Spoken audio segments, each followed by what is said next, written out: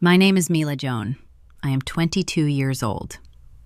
1 month ago, I stood on the graduation stage at Sinclair University looking out at a sea of 5,000 people. The gold sash of Valedictorian rested heavy on my shoulders. Down in the front row, clutching a gilded invitation she had zero right to possess, sat my mother. She was weeping, not with pride, but with the crushing realization that the daughter she had written off as a lost cause had just conquered the exact Ivy-tier empire her golden child son could not even breach. But to understand how I ended up behind that podium looking right through my mother as if she were glass, we have to go back. Before I take you back to that cramped kitchen, do me a favor. If you have ever been the invisible child in your family, the one expected to settle for scraps while someone else gets the feast, welcome to Sophia Told Stories. Hit the like button and subscribe, but only do it if this story truly resonates with you. And drop your age, your location, and your local time in the comments.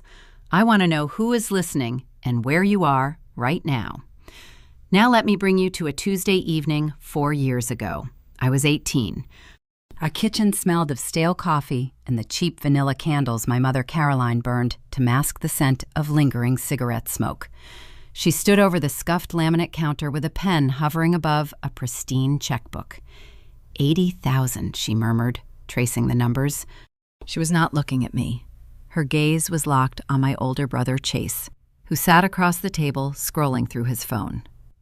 Chase was 19, currently navigating his second gap year after failing to secure admission to Sinclair University on his first try. A second mortgage is a small price for your future, Caroline told him. She tore the check from the pad and slid it across the table. This covers the elite prep program. Next fall, Sinclair is yours. I sat quietly, tracing a deep gouge in the table surface. My own high school graduation was 3 months away. I spent my weekends working at a local retail store, hoarding minimum wage paychecks in a rusted shoebox beneath my bed. Mom, I started, keeping my tone level. What about my college applications? FAFSA needs your tax information by Friday. Caroline stopped moving. The kitchen went dead quiet. She turned slowly, resting her hands on the edge of the counter. Her eyes, pale and sharp, scanned me from my thrifted sweater to my worn-out sneakers. College, she scoffed. A short, hollow laugh echoed in the small room. Mila, let us be realistic. Girls from our neighborhood do not go to college. You are not college material. She reached across the table. Her manicured fingers clamped down on the thick, dog-eared SAT prep book I had been studying from since dawn. With a casual, effortless sweep, she shoved it over the edge. It hit the bottom of the plastic trash can with a dull, heavy thud. You are resourceful, she said, turning her back to me. Go to cosmetology school. Get a shift at the diner. But I am not wasting a dime on a degree you will just fail out of. Every cent goes to Chase. Chase did not even look up from his screen. He just smirked, his thumb swiping to the next video. Under the table, my hand slipped into my jacket pocket. My fingers brushed against a folded piece of glossy paper. It was a Sinclair University admissions brochure. I did not cry. I did not argue. Years of being the scapegoat had burned the temper out of me, leaving behind something much colder. I looked at the trash can. I looked at the check resting near my brother. Right then, the math crystallized in my head. My retail shifts brought in maybe $300 a week. Sinclair tuition was a mountain I could not climb with folded bills in a shoebox. If I was going to secure my future, I needed a real income, and I needed to keep it hidden. I stood up, leaving the kitchen without a word.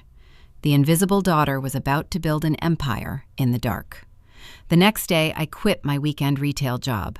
Folding sweaters for minimum wage was not going to build my war chest. I needed a graveyard shift. I needed something that paid a premium for irregular hours and kept me out of my mother's sight. I found it at a regional logistics warehouse on the edge of town. They needed a data entry clerk to log shipping manifests from midnight to 5 in the morning. The warehouse manager, a tired man named Greg, looked at my high school ID and asked if I could stay awake. I told him I never slept anyway. He hired me on the spot for $18 an hour. My new reality became a shadow existence. Every night after Caroline and Chase went to sleep, I slipped out my bedroom window. I drove my rusted Honda Civic with the headlights off until I cleared our street so the engine noise would not wake them. The logistics center was an ocean of concrete and humming fluorescent lights. For 5 hours a night, I sat in a freezing cubicle, typing tracking numbers until my fingers cramped. I tracked crates of industrial supplies, automotive parts, and bulk electronics. Every keystroke was a deposit into my secret future. The smell of diesel fuel and damp cardboard became the perfume of my escape. I would clock out at 5, drive home as the sun crept over the horizon, and crawl back through my window. I operated on 3 hours of sleep. My alarm went off at 7. I still had to attend high school, maintain my straight-A average, and pretend nothing had changed. The physical toll settled deep in my bones. My eyes burned constantly. I started drinking black coffee from the teacher's lounge just to stay upright during calculus. The hardest part was studying. I could not risk turning on my bedroom lamp in the evening. In our house, a lit room meant you were available. If Caroline saw a sliver of light beneath my door, she would barge in with a laundry basket or a bottle of bleach. "Mila, scrub the hallway baseboards." "Mila, iron your brother's dress shirts for his prep school interview." To her, my time had zero value unless it was serving Chase. So I engineered a system. I smuggled library books into the house inside a hollowed-out gym bag. When night fell, I pulled a thick quilt over my head and studied by the harsh white beam of a plastic flashlight. The air under the blanket would grow stifling and hot. I read chapters on macroeconomics and cellular biology while sweat beaded on my forehead. I memorized historical dates and calculus formulas in the suffocating dark. Knowing every fact pushed me 1 inch closer to Sinclair University. It took 3 weeks for Caroline to notice the dark circles carving shadows under my eyes. I was standing in the kitchen brewing a pot of cheap coffee before school. She walked in wearing her silk robe, holding a stack of utility bills. She stopped and scrutinized my face. Her eyes narrowed. For a fleeting second, I thought she might ask if I was feeling unwell. Instead, a calculating glint replaced the scrutiny. "You look exhausted," she stated, pouring herself a cup. "You must be picking up extra shifts at that little retail store." I kept my face perfectly neutral. "I just picked up a few extra hours," I lied smoothly. "Nothing major." Caroline smiled. It was a thin, predatory expression. "Good.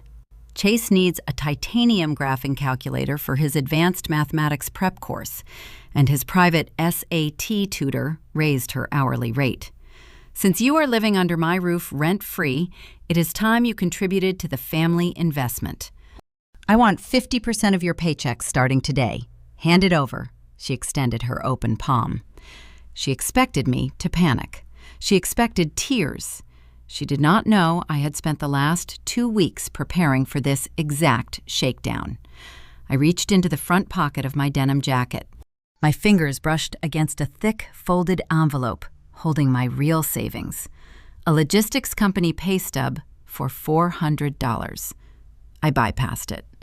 I pulled out a crumpled $50 bill and laid it flat on the counter. "That is half of what I made this week," I said, looking her dead in the eye. "Retail cut my hours." Caroline snatched the bill. She inspected the wrinkled paper with clear disgust, scoffing at the low amount. "It is pathetic," she muttered, shoving the money into her pocket. "But it will cover Chase's lunch money. Try to be more ambitious, Mila." I turned around and walked out the door. My heart hammered against my ribs, but my secret was safe. The encounter triggered a sharp realization. Hiding physical cash in a shoebox and carrying pay stubs in my jacket was a disaster waiting to happen. If Caroline ever tossed my room, the game was over. I needed a secure digital bank account. Opening an account as a young adult still living at home proved to be a bureaucratic nightmare. To set up an independent checking account without a parent cosigner, the local bank required 2 forms of official government identification.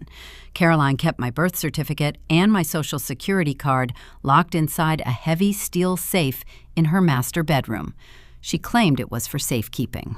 I knew it was about control. Without those documents, you do not exist on paper.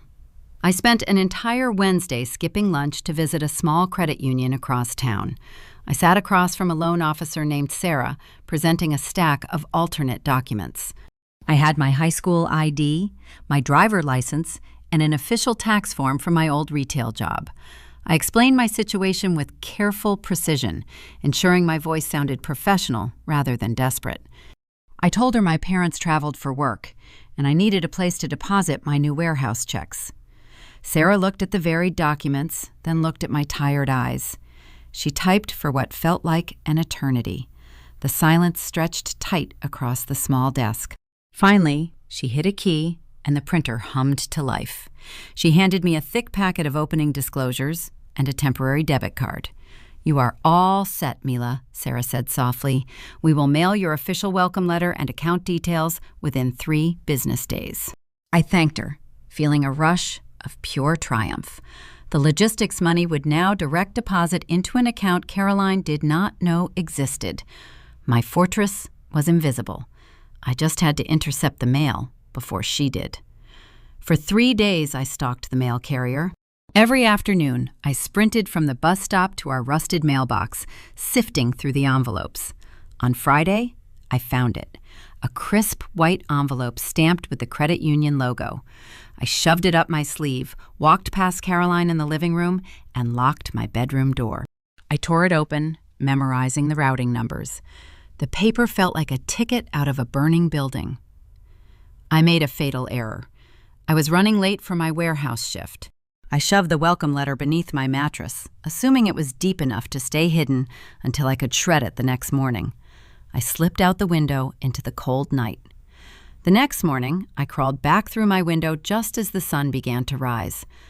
I was exhausted, my fingers numb from typing shipping codes. I dropped my keys on the desk and turned toward the bed. The door handle turned. The door swung open before I could even kick off my shoes. Caroline stood in the doorway. She was not holding a laundry basket. She was not holding a bottle of bleach. She stepped into the room, her eyes fixed on the bed frame. The corner of the mattress was slightly askew. Protruding from the shadow of the box spring, stark white against the dark wood, was the corner of the credit union envelope. Caroline walked forward. She reached down and pulled the letter from its hiding spot. Caroline held the stark white envelope by the corner, her thumb brushing right over the embossed credit union logo. My heart slammed against my ribs, a frantic rhythm threatening to betray my calm exterior. I stood frozen near the doorway, still wearing my damp warehouse jacket, calculating how much of the return address she had already read. "What is this?" she asked, her voice dropping an octave. I forced my shoulders to relax. I let out a heavy, irritated sigh, mimicking the exact tone Chase used whenever he was interrupted. "It is junk mail," I said, walking further into the room and tossing my keys onto the desk. "Predatory lending. They pull names from high school graduation lists and send out pre-approved credit card offers with sky-high interest rates." Caroline did not drop the envelope. She turned it over, studying the sealed flap. "You do not have credit," she pointed out, her eyes narrowing in suspicion. "Why would a local bank target you? Because they want naive teenagers to rack up debt," I replied smoothly. I reached out, keeping my hand steady, and plucked the envelope from her fingers. It was a calculated risk. If I snatched it, she would know it was valuable. If I hesitated, she would open it herself. I took it with casual annoyance, walked straight to my small plastic wastebasket, and ripped the unopened letter right down the middle. I dropped the torn pieces into the trash. Caroline watched the paper fall. The tension in the room hung thick and heavy. She scrutinized my face for a long, agonizing moment, searching for a crack in my armor. Finding none, she crossed her arms. "Do not ever bring credit card offers into this house," she warned coldly. "I will not have debt collectors calling my home when you inevitably default on a pair of designer jeans you cannot afford." She turned and walked out, leaving my bedroom door wide open. I waited until I heard her footsteps retreat down the stairs. Then I sank onto the edge of my mattress, my hands trembling so violently I had to grip my knees to force them to stop. I had survived the morning, but the encounter left a bitter, metallic taste in my mouth. My fortress was fragile. I needed to accelerate my timeline. The logistics job secured my finances, but money alone would not get me into Sinclair University. I needed to execute the application process flawlessly. Every night during my 15-minute warehouse break, I sat in the drafty employee break room typing my personal statement on a battered laptop. I wrote about resilience. I wrote about operating in the margins and finding light in the dark. I poured every ounce of my silent fury into those essays, crafting a narrative that was undeniable. But the ambition came with a steep price tag. Applying to top-tier universities cost money. Transcripts, standardized test reporting, and the application fees themselves drained my hidden accounts faster than I could fill them. Sinclair charged $85 just to submit the portal forms. I began rationing my food. I skipped the school cafeteria lunches, calculating that every 3 missed meals equaled 1 application fee.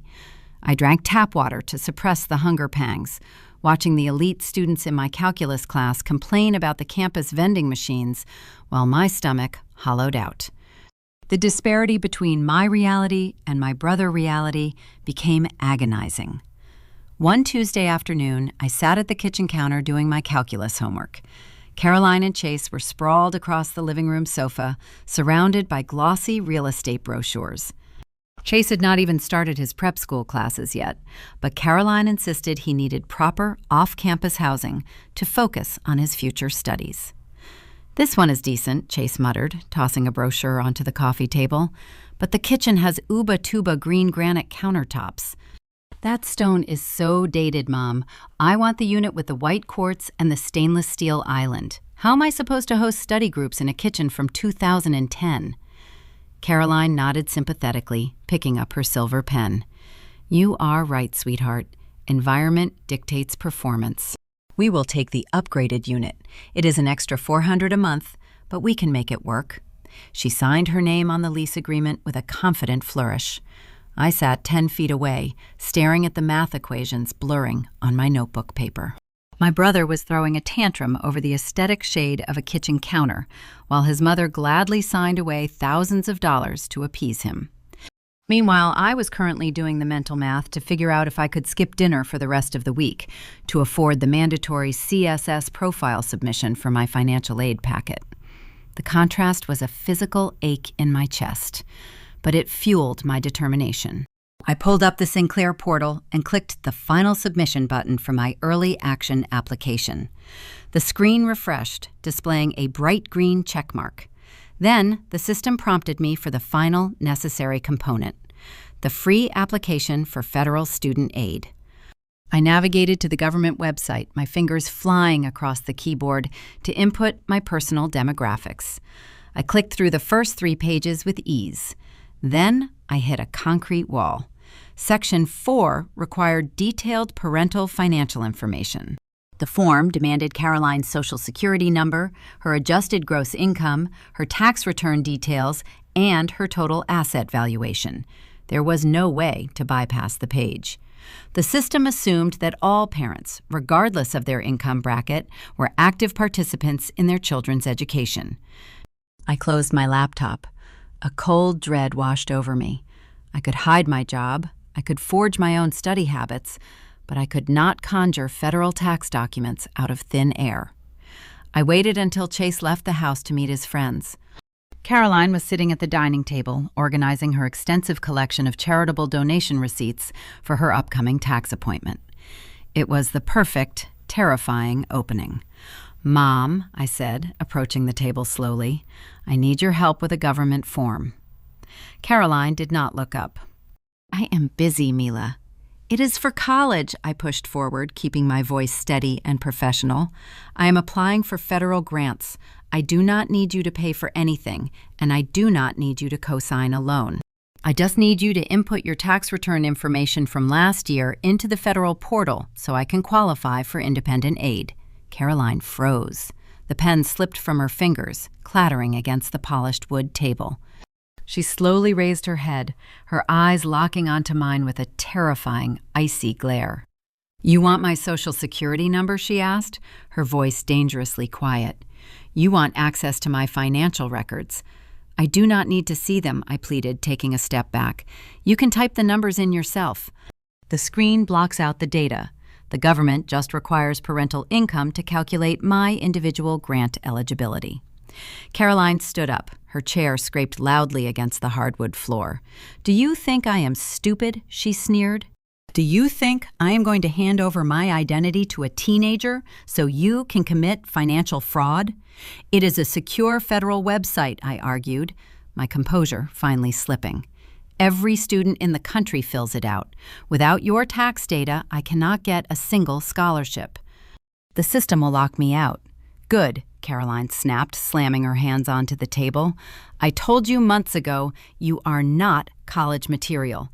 I am not putting my name, my financial history, or my hard-earned credit score anywhere near a loan for a degree you will fail out of. You are not dragging this family into debt to fund your little delusions." She gathered her receipts, her movements sharp and dismissive. "Do not ever ask for my financial documents again. You are on your own." She stormed out of the dining room. I stood alone in the silence, listening to the grandfather clock ticking in the hallway. The trap had finally sprung shut. The bureaucracy of higher education was designed for functional families.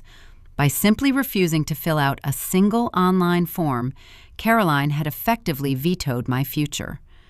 I could save every minimum wage dollar I earned at the warehouse, but without the FAFSA, I would never afford Sinclair University.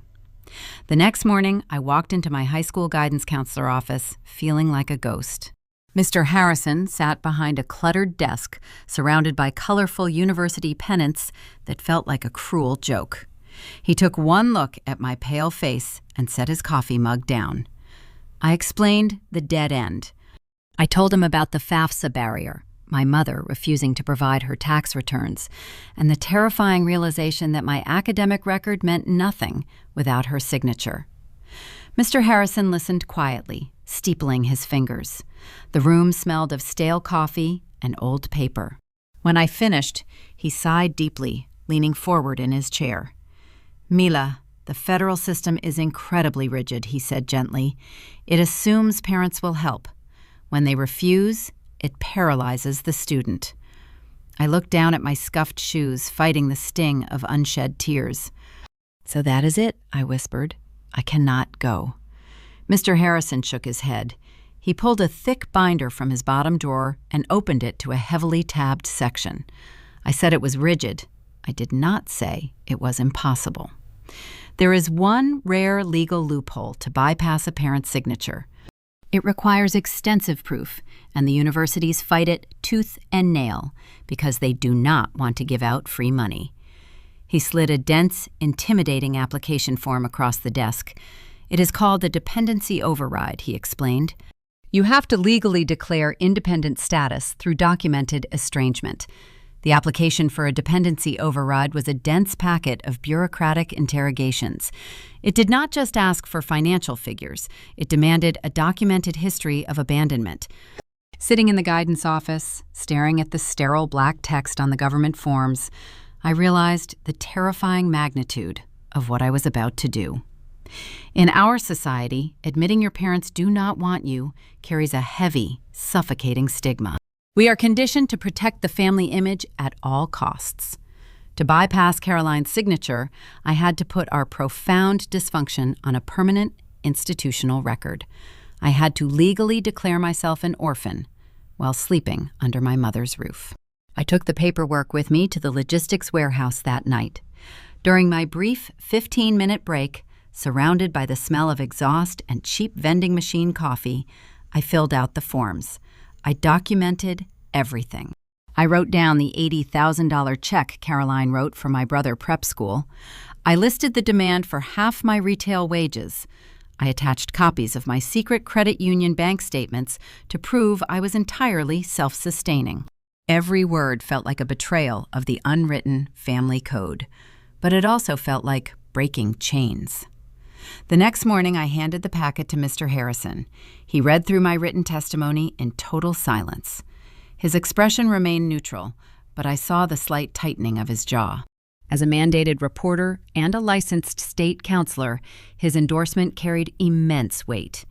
He turned to his computer and began drafting a sworn affidavit on official high school letterhead, verifying my claims of financial abuse and emotional neglect.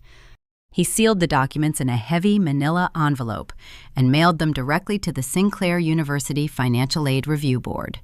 Then, the agonizing wait began. For 6 weeks, I existed in a state of suspended animation. I continued my graveyard shifts at the warehouse, typing shipping manifests until my vision blurred. I returned home at dawn, slipping through my bedroom window before the house woke. During the day, the contrast between my reality and my brother reality grew increasingly surreal. Caroline was in full celebration mode. Chase had not even finished his expensive prep courses, but she was already purchasing luxury items for his future university dorm.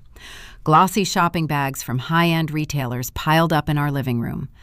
She bought him a designer espresso machine, Egyptian cotton twin extra-long sheets, and a leather desk chair. I walked past those bags every afternoon, feeling the exhaustion deep in my marrow, wondering if the Sinclair Review Board would believe a teenager over a seemingly normal suburban mother. The tension finally snapped on a rainy Tuesday in late February. I was sitting in AP Government when the classroom phone rang. The teacher pointed to me, handing over a yellow hall pass. Mr. Harrison needed to see me immediately. I hurried down the linoleum hallway, my pulse hammering in my throat. When I reached the guidance suite, the outer reception area was empty. I approached Mr. Harrison's closed door. Through the narrow vertical window set into the heavy wood, I could see him sitting at his desk. He was not alone. His desk phone was on speaker, the green light glowing brightly. I placed my hand on the brass doorknob, preparing to enter, when a voice crackled through the speakerphone. I froze. The breath rushed out of my lungs. It was Caroline. I stepped back, pressing my forehead against the cool glass of the door.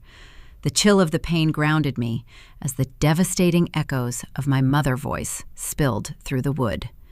The university compliance officer had initiated a random verification check. But instead of dialing the secure burner cell number I provided in my override packet, the Sinclair administration system defaulted to the primary household landline listed on my official high school transcript. They called my house. A representative from the Sinclair admissions office was speaking in a polite, measured tone. "Ma'am, we are just calling to verify the independent housing status and financial independence claims filed by Mila Joan." Caroline let out a sharp, theatrical laugh. The sound was so crisp and familiar, it made my stomach turn. "Independent," she scoffed, her voice dripping with venom. "Mila. Please do not let her fool you. My daughter is a compulsive liar with delusions of grandeur." I closed my eyes. The cold glass bit into my skin. I could picture her standing in our kitchen, twirling the phone cord around her manicured finger, casually destroying my future. "She lives under my roof," Caroline continued smoothly. "She eats my food, uses my electricity, and makes up these ridiculous stories for attention. She is a troubled girl. If you give her a single dime of grant money, she will just waste it. There is no abuse here, just an ungrateful teenager trying to manipulate the system." The Sinclair representative paused.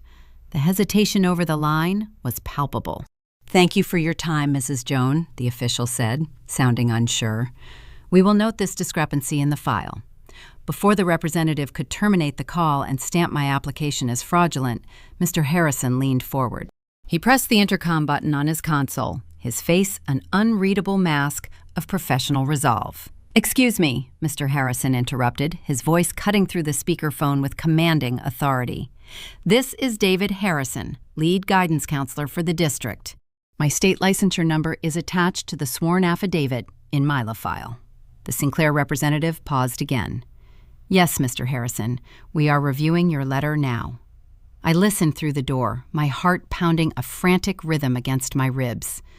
The hostility you just heard from Mrs. Joan, Mr. Harrison stated calmly, is the exact emotional sabotage detailed in my report. What she failed to mention is that Mila pays for her own groceries, secures her own transportation, and works a full-time night shift to survive, while maintaining a perfect academic record. Mrs. Joan attempt to discredit her own daughter to a university official only serves to authenticate the hostile environment claim. The student is entirely independent. I stake my professional credentials on it. The silence that followed stretched for 10 excruciating seconds. The balance of my entire life hung in that quiet space. I understand, Mr. Harrison, the Sinclair official finally replied, the doubt stripped from their tone. The verbal confirmation from a licensed state official supersedes the household dispute. The dependency waiver is approved. We will process her financial aid package reflecting full independent status. The line disconnected with a sharp click. I pulled my forehead away from the glass. The hallway felt suddenly too bright, the fluorescent lights harsh against my tired eyes. I opened the door and walked into the office. Mr. Harrison looked up, his expression softening just a fraction. He did not ask if I heard the exchange. He just nodded once. The legal tether to my family was severed. I was a ghost in my own home, but on paper, I was finally free. Spring arrived, washing away the bitter winter chill. The snow melted from the suburban lawns, replaced by blooming hydrangeas and the heavy, humid air of approaching summer. The logistics warehouse grew sweltering during my midnight shifts, but I did not care. My bank account was growing, and my academic record was flawless. It was the second week of April, the season of reckoning for high school seniors. I was walking home from the bus stop, my backpack heavy with textbooks. As I turned onto our street, I saw the familiar white postal truck idling in front of our driveway. The mail carrier leaned out the window, sliding a stack of letters into our rusted metal mailbox. He snapped the lid shut and drove away. I walked up the concrete path. Caroline's vehicle was parked in the driveway, meaning she was inside. I opened the mailbox and pulled out the daily delivery. Hidden between grocery circulars and utility bills were 2 thick, premium envelopes, the kind of envelopes that require extra postage because they contain heavy cardstock and detailed enrollment brochures. One envelope was addressed to Chase Joan. The other was addressed to Mila Joan. Both bore the unmistakable gilded crest of Sinclair University. I stared at the 2 envelopes resting in my palms. Both bore the Sinclair University seal. One addressed to my brother, one addressed to me. The weight of the heavy cardstock felt like holding a live wire. I slipped my envelope down the back of my jeans, pulling my oversized sweater down to cover the rigid square. I walked through the front door just as my mother carried a bakery box into the dining room. The house smelled of roasted garlic and expensive rosemary lamb. Caroline had spent the entire afternoon preparing a celebratory feast. A customized banner hung across the living room archway. It read, "Congratulations, Chase," in bold crimson lettering, the official colors of Sinclair University. She placed the bakery box on the center of the mahogany table and lifted the lid. Inside sat a pristine vanilla cake decorated with a sugar fondant replica of the university mascot. Chase swaggered into the kitchen wearing a fresh polo shirt. He grabbed a handful of almonds from a crystal bowl, chewing loudly. "Did the mail arrive?" he asked, not bothering to look at me. I handed him his envelope. The thick, cream-colored paper looked flawless in his grip. He grinned, tapping the corner against his chin. Caroline clapped her hands together, her eyes shining with manic anticipation. "Do not open it yet," she commanded. "We are doing this right. Sit down at the table. I want to capture the moment." She retrieved her phone and hit record. Chase slumped into the head chair, feigning boredom, though his smug expression betrayed his confidence. Caroline stood hovering over his shoulder, her camera lens focused on his hands. I stood by the kitchen doorway holding my breath, the stiff edge of my own hidden envelope pressing sharply against my spine. "Go ahead, sweetheart," Caroline urged, her voice trembling with excitement. "Read it loud." Chase slid his thumb under the gold foil seal. He ripped the flap open, tearing the pristine paper. He pulled out a single sheet of watermarked stationery. He unfolded it. The room fell into a suffocating hush. Chase stared at the text. His smug grin faltered. His eyes scanned the short paragraph once, then twice. The color drained from his face, leaving him looking hollow and pale. "Well," Caroline pressed, stepping closer, "what does the dean say?" Chase dropped the letter onto the polished mahogany table. He pushed his chair back, the wooden legs scraping harshly against the floorboards. "They rejected me," he muttered, his voice flat and disbelieving. Caroline stopped recording. The phone slipped from her grip, clattering against a silver serving spoon. "No," she whispered, "that is a mistake. You took the prep courses. We paid $80,000. She snatched the letter from the table. Her eyes darted across the printed words. "We regret to inform you that we cannot offer you admission to the incoming freshman class." The standard boilerplate text of failure. A shrill, breathless sound escaped her throat.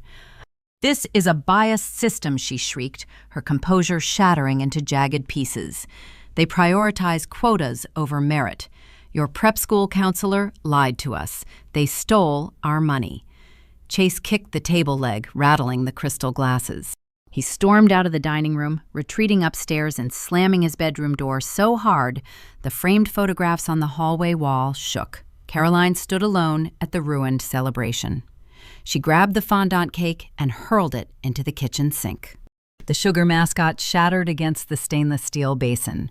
She began pacing, muttering frantic curses about unfairness and rigged admissions. I used the chaos to slip away unseen.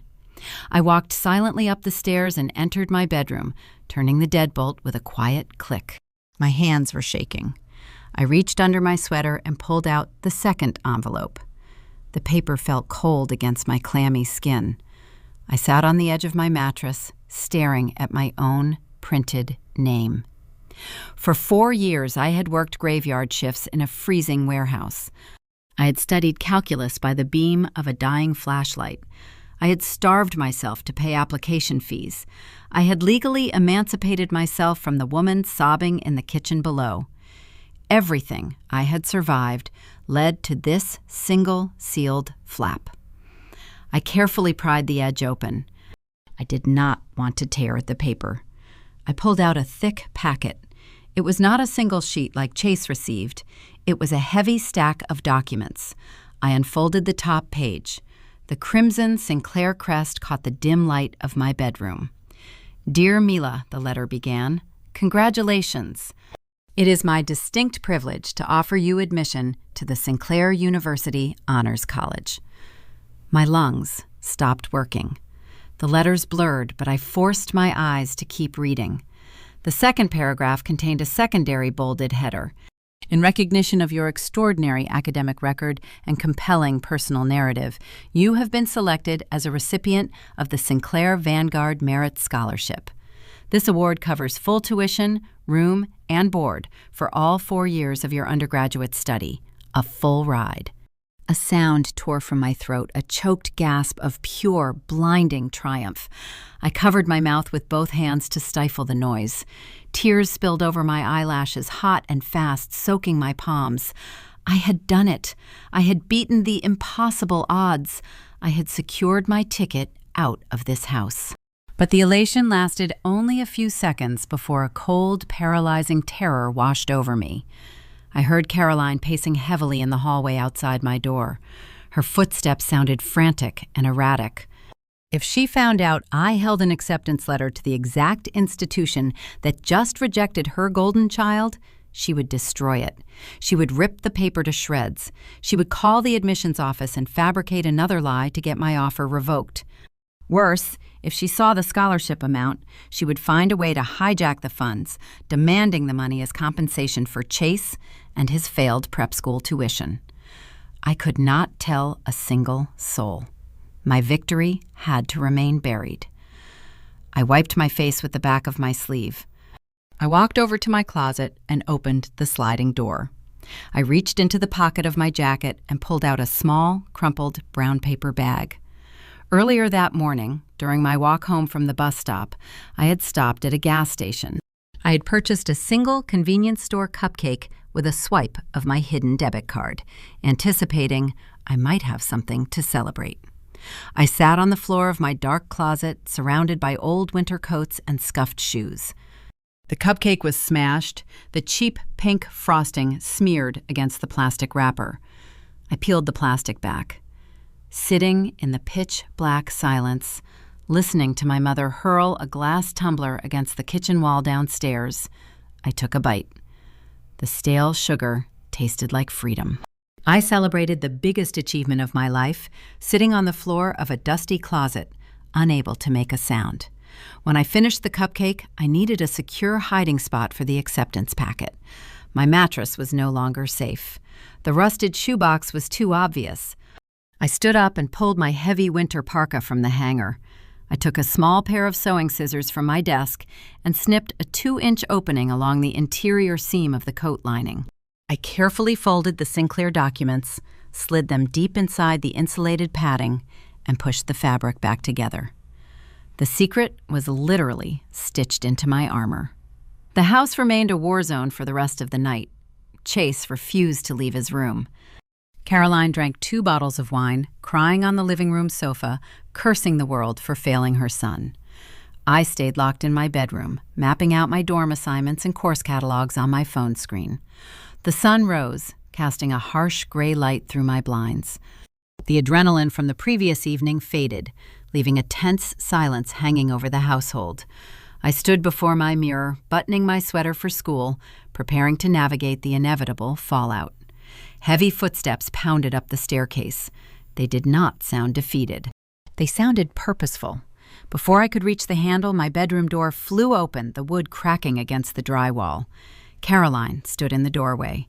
She wore the same clothes from the night before, her hair unkempt, her makeup smudged around her pale eyes. But the despair from the rejected letter had vanished. In its place was a sharp, calculating cruelty. She stepped into my room, looking around with unconcealed disgust. "Chase is going to his backup school," she announced, her voice scraping like sandpaper. "It is a private liberal arts college out of state. The tuition is exorbitant, and they did not offer him a decent financial package." I stood still, keeping my face blank. "I am sorry to hear that," I said quietly. "Do not patronize me," she snapped, taking another step forward. "You think you can just coast by under my roof while your brother suffers? The second mortgage will not cover his new tuition and his living expenses. We are tightening the budget." She crossed her arms, staring at me as if I were a piece of defective property. "You turn 19 in a few months. You are legally an adult soon. Since you insist on living here while holding down jobs you refuse to disclose to me, things are changing." A cold knot tightened in my stomach. "What does that mean?" I asked. "It means you are paying rent," Caroline said, her tone leaving no room for negotiation. "If you want to sleep in this bed, use my water, and walk on my floors, it will cost you. You will transfer $1,000 into my account on the first of every month to subsidize your brother and his education. If you miss a single payment, you will find your belongings on the front lawn." $1,000. I stood frozen in the center of my bedroom as my mother demand hung in the stale morning air. I calculated the grim math in my head. My graveyard shifts at the logistics center yielded roughly $1,200 a month after taxes. I needed every single cent of that income to afford my dorm deposit, my future textbooks, and my basic survival once I relocated to Sinclair University. Handing over that staggering sum to subsidize my brother's failed ambitions would drain my hidden safety net. It would tether me to this house forever, forcing me to abandon the Vanguard scholarship before the fall semester even began. Caroline noticed my silence. She mistook my strategic calculation for fearful submission. She stepped further into the room, her posture radiating arrogant authority.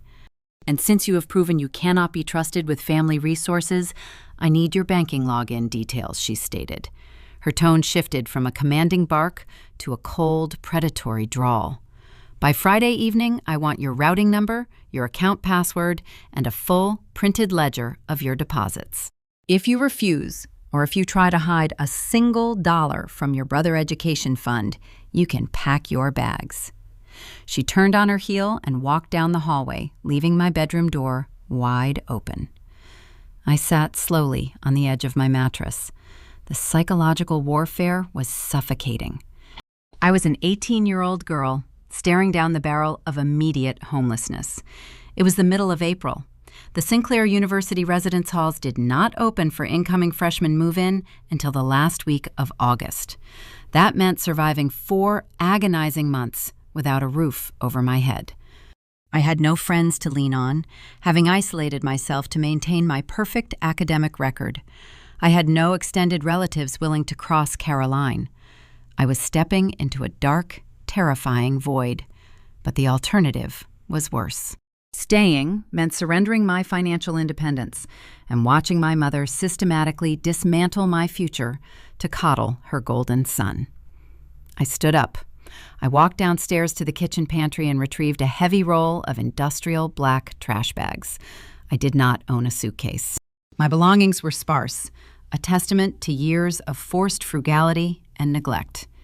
I returned to my room and began filling the thick plastic liners. I packed my warehouse uniform, my worn denim jackets, and the single pair of professional interview shoes I had salvaged from a discount bin. Every item I owned fit effortlessly into 2 bags. I reached into the closet and pulled down my heavy winter parka. My fingers brushed the subtle interior seam where I had concealed the Sinclair acceptance letter and the scholarship documents. I folded the coat carefully, placing it at the very bottom of the second bag. It was the only thing of true value I possessed, the fragile paper shield protecting my entire existence. I dragged the first bag into the hallway. The plastic scraped loudly against the polished hardwood floor. Caroline emerged from the master bedroom holding a steaming ceramic mug of herbal tea. She leaned against the doorframe, a patronizing smirk twisting her features. She genuinely believed I was executing a theatrical teenage tantrum. She viewed me as a dependent creature, incapable of navigating the world outside her controlled ecosystem. "Look at this pathetic performance," she mocked, taking a slow, deliberate sip from her mug. "You think you can survive out there in the real world? You cannot even afford a real piece of luggage. You are walking out with garbage bags. You will be back in a week, Mila. You will be standing on that front porch, begging to sleep on the sofa." I ignored her taunts. I walked back into my bedroom for the final time. I stripped the faded floral sheets from the bed, exposing the stained bare mattress pad underneath. I opened my desk drawer and pulled out a wrinkled piece of paper. It was the glossy cosmetology school flyer my mother had shoved at me years ago, the visual representation of her dismal expectations for my life. I smoothed the creases against the wood grain of the desk. Then I walked over and placed the bright pink flyer dead center on the stripped bed. It was a silent, unyielding farewell. I grabbed my car keys. I hoisted the second trash bag over my shoulder and walked past my mother. I did not speak a single syllable. I did not look at her face. I descended the staircase, the heavy thud of my boots echoing through the quiet house. I opened the front door and stepped out into the crisp spring morning.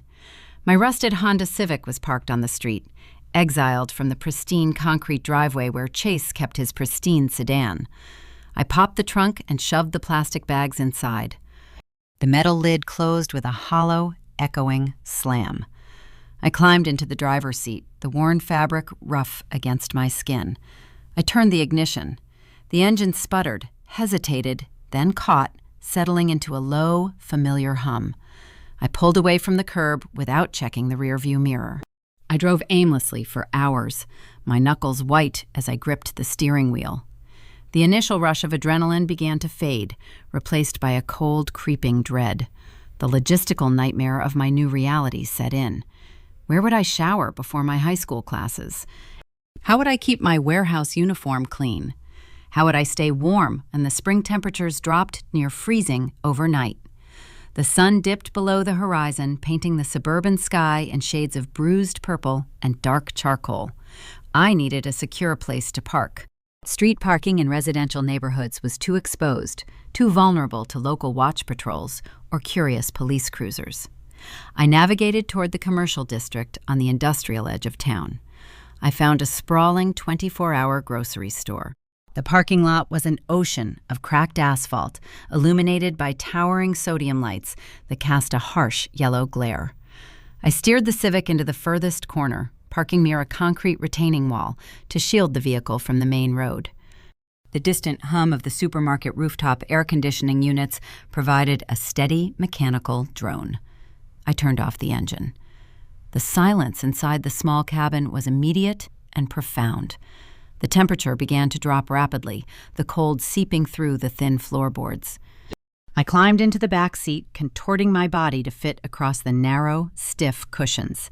The seatbelt buckles dug sharply into my ribs. I reached through the trunk access panel and pulled out my winter parka, wrapping the heavy insulated fabric tightly around my shoulders. The hidden scholarship documents crinkled softly against my chest, a tangible reminder of why I was enduring this nightmare. I stared up at the interior ceiling of the car. The streetlights cast strange, elongated shadows across the dashboard.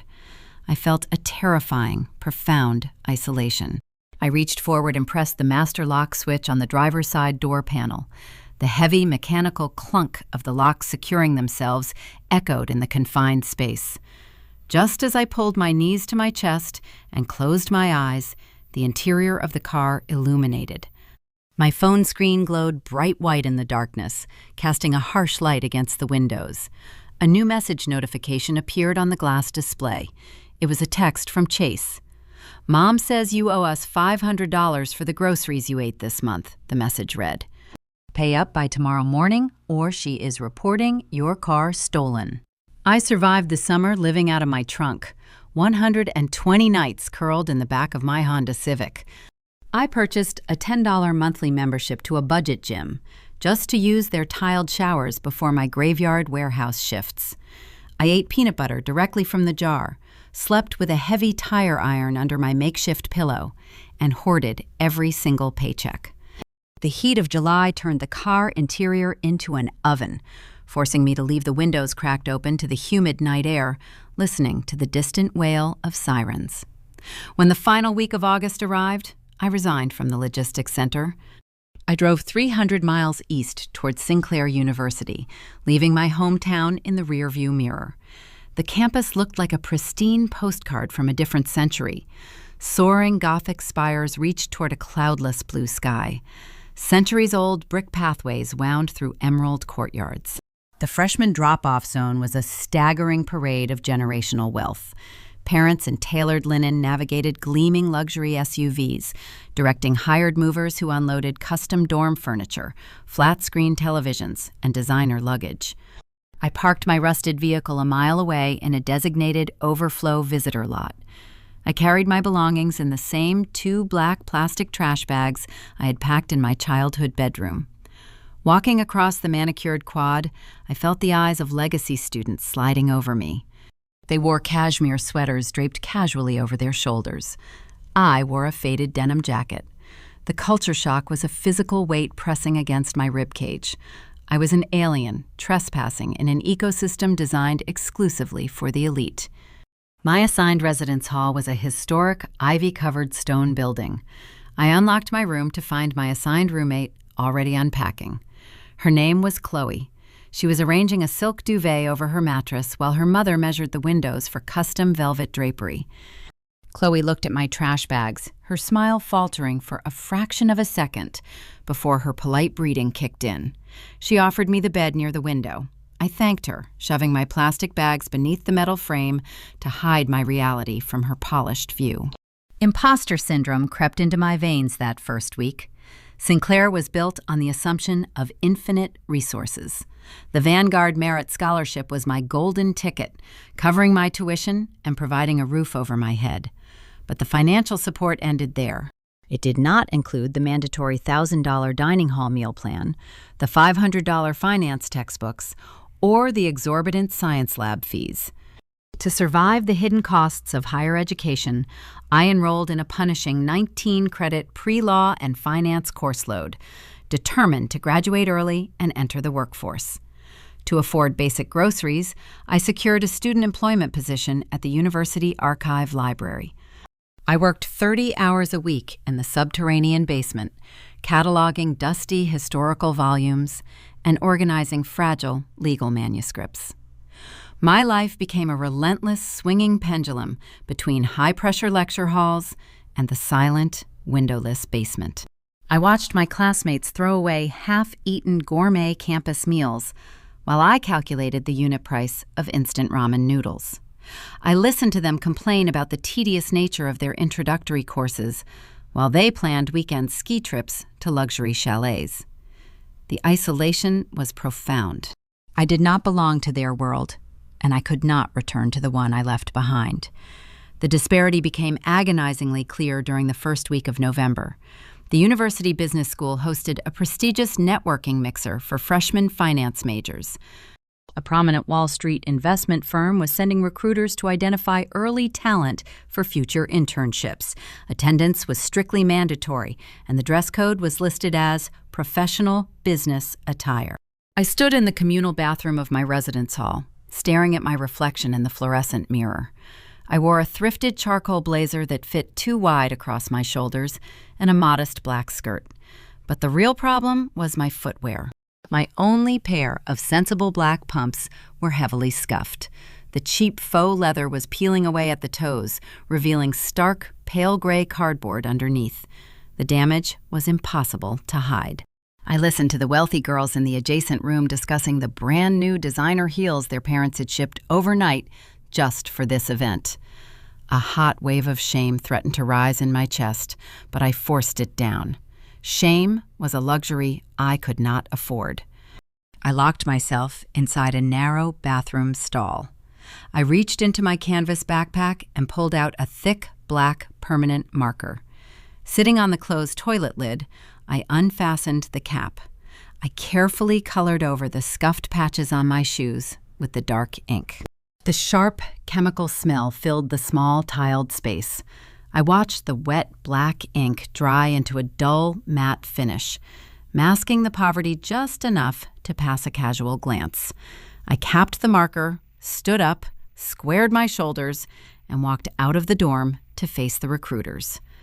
I channeled every ounce of my isolation into academic perfection. While my peers spent their evenings attending exclusive fraternity formals or dining at expensive downtown restaurants, I sat alone in a secluded corner of the library stacks. I dismantled complex legal precedents and memorized dense financial algorithms. I viewed every midterm exam as a battlefield where wealth offered zero advantage. The legacy students could hire private tutors, but they could not buy my relentless desperation. When the initial grading period closed, my transcript was a flawless vertical column of top marks. I shattered the grading curves in courses specifically designed to weed out the weak. In my macroeconomics seminar, a notoriously difficult professor handed back our midterm papers.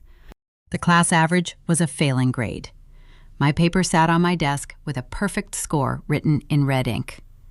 The wealthy student sitting next to me stared at my paper in disbelief, his designer watch gleaming under the lecture hall lights. I realized then that I did not need to fit into their world to conquer it. I just needed to outwork them. Then came the Thanksgiving holiday. Sinclair University practically emptied overnight. The bustling campus transformed into a quiet ghost town as students flew home to lavish family dinners in gated communities. The residence hall dining kitchens were shut down for the week. The building heating systems were lowered to conserve energy. I stayed behind. I sat wrapped in a heavy fleece blanket at my small wooden desk, studying for upcoming final exams. My holiday dinner consisted of a canned soup heated in a communal microwave. The silence of the empty dormitory was deafening. It was a stark, unyielding reminder that I was entirely untethered. I had no safety net, no hometown refuge, and no family checking to see if I was safe. It was late Tuesday evening. The only light in my room came from the bright glow of my laptop screen. I was reviewing a corporate finance spreadsheet when my phone vibrated on the desk surface. A push notification slid across the locked screen. It was an automated alert from a professional networking application I had recently created for my business school cohort. I leaned forward, expecting a connection request from a classmate or a recruiter. The text was brief, but it hit me like a physical blow to the sternum. The air trapped itself in my lungs. Caroline Joan has viewed your profile. I stared at the glowing letters. The cold draft from the window suddenly felt like ice against my skin. For 4 months, I had been a ghost, but I had underestimated her. The shadow of my past had traced my digital footprint across state lines. My mother had found me. I stared at the glowing letters on my laptop screen until they burned into my retinas. Caroline Joan has viewed your profile. The cold draft leaking through the dormitory window suddenly felt like ice against my skin. For 4 quiet months, I had been a phantom. I had carefully hidden my geographic location, my academic enrollment, and my entire existence from the woman who tried to destroy my future. But the digital world leaves a trail. A single updated resume entry on a professional networking site had betrayed my sanctuary. My mother possessed a very specific, terrifying psychology. In her mind, the universe operated on a strict hierarchy, where my brother Chase sat at the apex. Sinclair University was not just an institution. It was a kingdom that rightfully belonged to her favorite child. She had spent $80,000 trying to buy his admission. When the university rejected him, she blamed invisible quotas and rigged systems. To discover that her despised daughter, the girl she deemed unfit for a community college, was currently walking the elite Gothic courtyards of her son, Dream School, would not invoke maternal pride. It would ignite an unparalleled wrath. I was not merely succeeding. I was occupying a space she believed I had stolen from Chase. The paranoia set in immediately. I spent the next 48 hours flinching every time my phone vibrated. I walked across the Emerald Campus quads, scanning the faces of visiting parents, half expecting Caroline to materialize from the crisp autumn fog. I double-checked the deadbolt on my residence hall door every evening. I knew a retaliation was coming, but I could not predict the angle of her strike. The attack arrived on a Thursday morning, cloaked in bureaucratic urgency. I was sitting in a cavernous lecture hall taking meticulous notes on corporate liability law when a notification pinged on my tablet. An email had just populated in my official student inbox. The sender was the Sinclair University Office of Student Affairs. The subject line read, "Urgent Housing Contract Status." The email requested my immediate presence in the Dean of Students suite to finalize my withdrawal paperwork. My lungs seized. The air vanished from the lecture hall.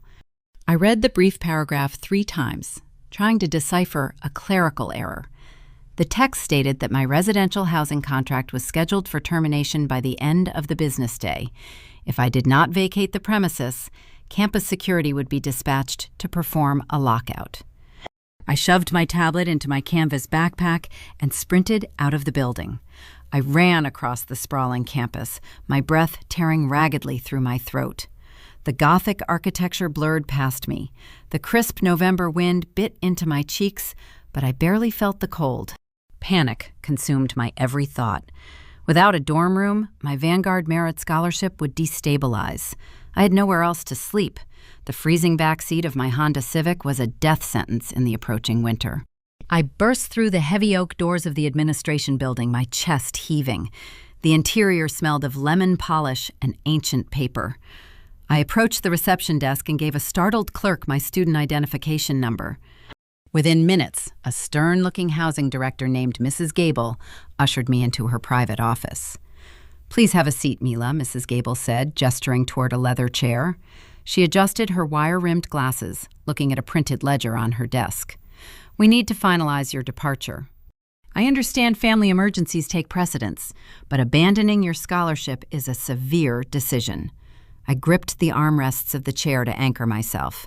I am not withdrawing, I stated, forcing my voice to remain steady despite the frantic hammering of my pulse. I have a perfect grade point average. I never submitted any housing termination forms. There has to be a clerical mistake. Mrs. Gable frowned, her professional demeanor shifting into genuine confusion. She rotated her monitor so I could see the screen. This is not a clerical error. We received a recorded phone call this morning, a woman verifying her identity using your social security number, your birth date, and your permanent home address, initiated an immediate contract cancellation. She stated she was suffering a mental health crisis and needed to return home. The room spun. The pristine walls of the office seemed to close in around me. Caroline had weaponized the very documents she used to control me as a child. She had memorized my social security digits and deployed them to orchestrate my eviction from hundreds of miles away. She was trying to legally render me homeless. I closed my eyes, summoning every ounce of fortitude I possessed. The hardest part of escaping abuse is the moment you must expose the ugly truth to strangers who grew up in functional homes. I had to humiliate myself to save my life. That was not me on the phone, I whispered, the raw honesty scraping against my throat. That was my mother. Mrs. Gable paused, her hands hovering over her keyboard. Your mother called to cancel your housing contract. Why would she do that? Because she is trying to destroy me, I replied. I unzipped my backpack and pulled out my battered folder. I slid my official dependency override paperwork across the polished mahogany desk. The documents bore the state counselor seals and detailed the financial and emotional neglect I had endured.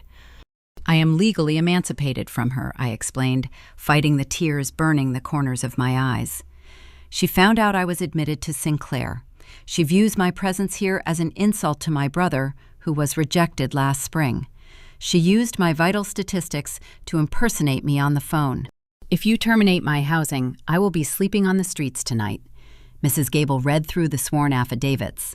The stern administrative mask melted from her face, replaced by a look of profound shock. She picked up her desk phone and dialed the University Information Technology Department. Flag the Joan file immediately, she ordered into the receiver.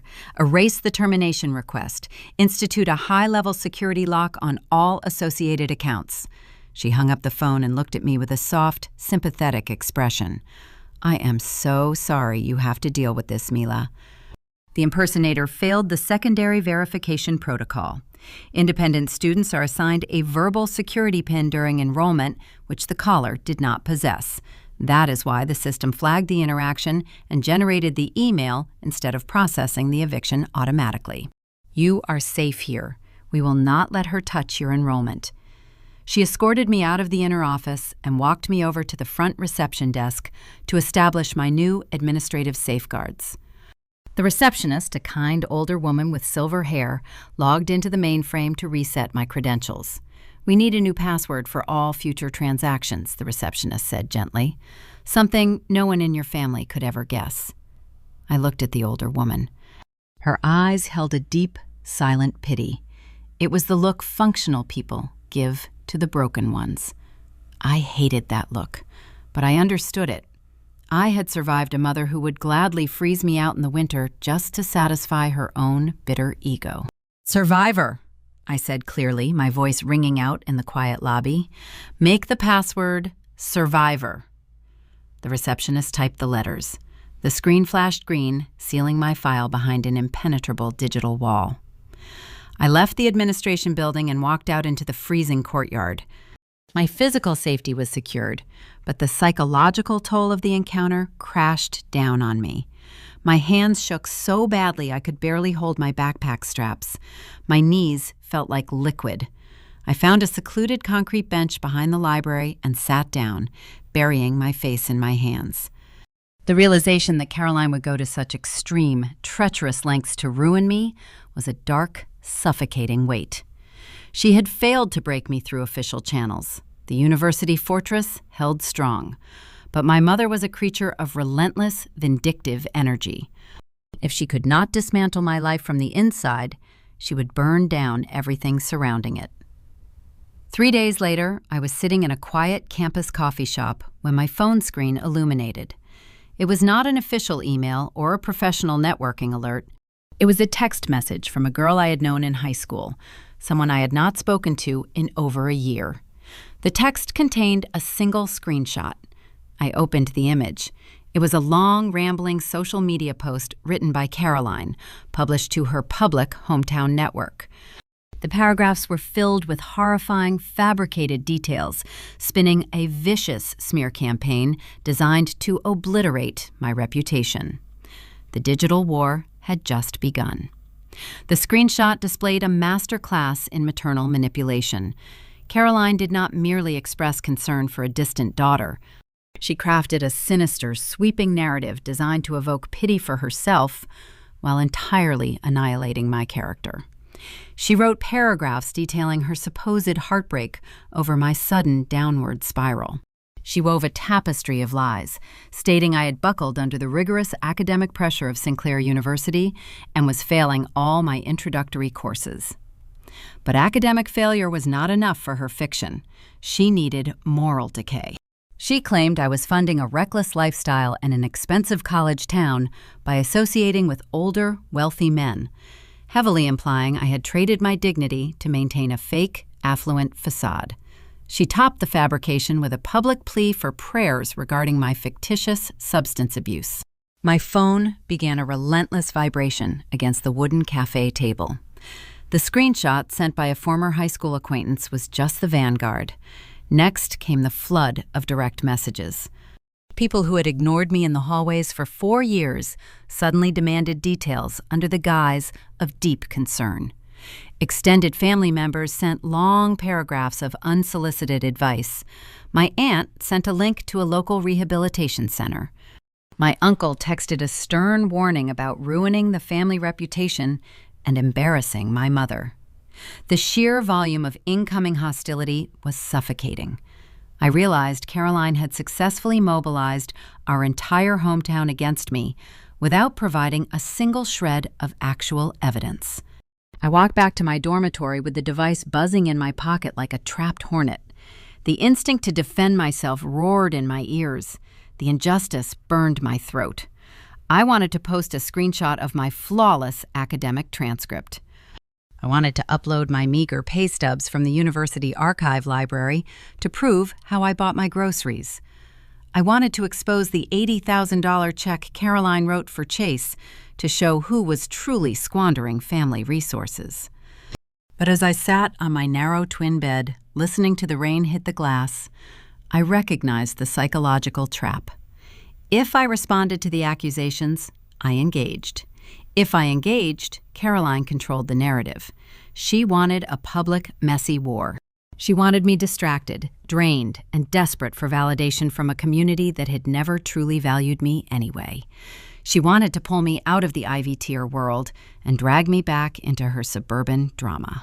I grabbed my canvas backpack and headed to the subterranean basement of the campus library.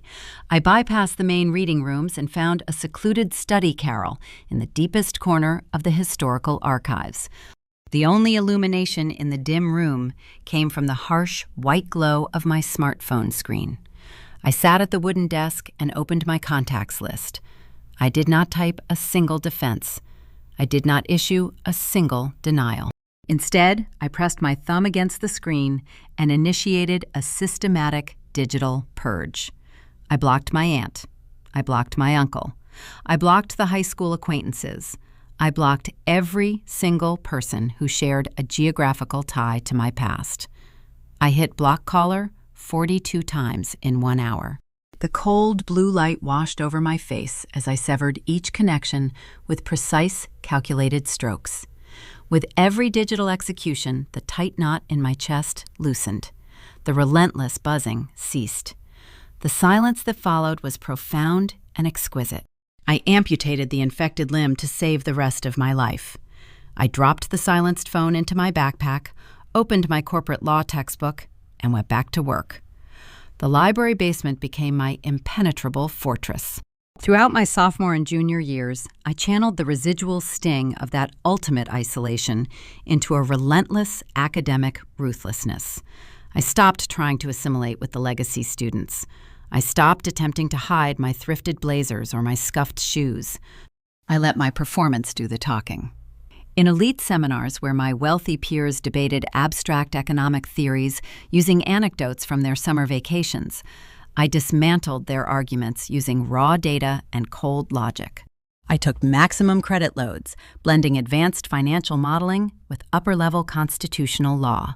I viewed every assignment as a brick in the wall, separating me from my past. The professors noticed. They stopped seeing the girl in the faded denim jacket and started seeing the sharpest mind in the lecture hall. By the middle of my junior year, my grade point average remained a perfect, unblemished 4.0. I was sitting at the undeniable top of my cohort, entirely untouched by the noise of my hometown. Academic supremacy was the foundation, but professional capital was the ultimate goal. During the spring semester of my junior year, the premier Wall Street investment banks arrived on campus to recruit for their highly coveted summer analyst programs. The competition was fierce. Legacy students flaunted their family connections, wearing bespoke suits and scheduling private directors. I had 0 connections and 0 bespoke clothing. I submitted my resume through the standard online portal like a common applicant. When I secured a first-round interview, I walked into the conference room and dominated the technical behavioral assessments. I ran complex corporate valuation models in my head faster than the seasoned partners could punch numbers into their calculators. I answered their high-pressure market questions with a calm, freezing precision that left the recruiters staring at me in silent respect. 2 weeks later, the official offer letter arrived in my student inbox. It was a summer internship at a top-tier global finance firm in Manhattan. The compensation package for 10 weeks of work was more than I had earned in 2 entire years freezing at the logistics warehouse. For the first time in my life, I possessed actual, tangible financial security. My trajectory was locked. I had built my empire in the dark, and now I was stepping into the light. I was untouchable. It was late April.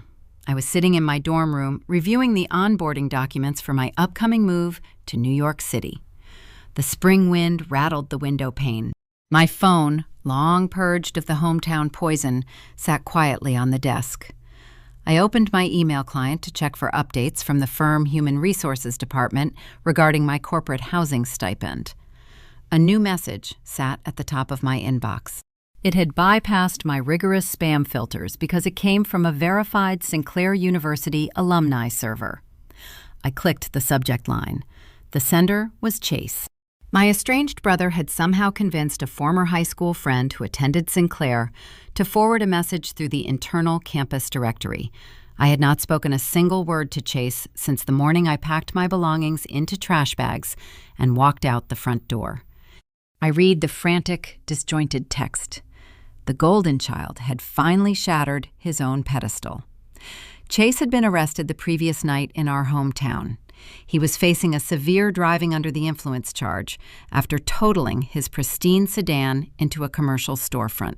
His expensive private liberal arts college was threatening immediate expulsion due to the felony property damage.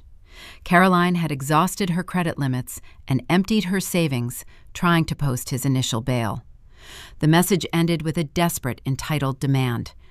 He needed $10,000 to retain a specialized criminal defense attorney, and he expected me to wire the funds by morning. The summer in Manhattan stretched out like a glittering concrete labyrinth. My internship at the Global Investment Bank placed me on the 42nd floor of a towering glass skyscraper in the financial district. The environment was a high-octane ecosystem fueled by caffeine and relentless ambition. My fellow summer analysts were heirs to generational fortunes, pedigree students from elite prep schools who spent their weekends at coastal summer homes. I navigated their world with silent precision. I wore simple, tailored suits purchased from clearance racks, meticulously altered to mimic high-end fashion. I arrived at my desk 2 hours before the managing directors and stayed long after the setting sun painted the Hudson River in shades of bruised orange. My existence was compartmentalized into spreadsheets, risk assessments, and complex market valuations. The sheer intensity of Wall Street left zero room for personal distractions. Every analyst was constantly evaluated for a highly coveted, full-time return offer. My entire trajectory depended on executing my assigned tasks with flawless exactitude. I was preparing for the most critical milestone of the summer, a solo financial modeling presentation delivered directly to the Senior Partnership Committee. I sat at my sleek workstation on a Tuesday afternoon, verifying the final formulas in my slide deck. The trading floor hummed with the steady, low frequency of hushed conversations and ringing market bells. My focus was absolute. Then, the internal communication line on my desk console illuminated with a bright, flashing light. I picked up the heavy plastic receiver. The voice on the other end belonged to the executive receptionist from the main lobby desk. "Mila, we have an individual on the primary external line claiming to be your mother," the receptionist stated, her professional tone carrying a subtle undercurrent of hesitation. "She says it is a dire family emergency and insists on being connected to you immediately." She bypassed the standard directory routing. The air in my lungs turned to frost. The corporate fortress I had built around myself suddenly felt terrifyingly fragile. Caroline had managed to circumvent every digital block I established.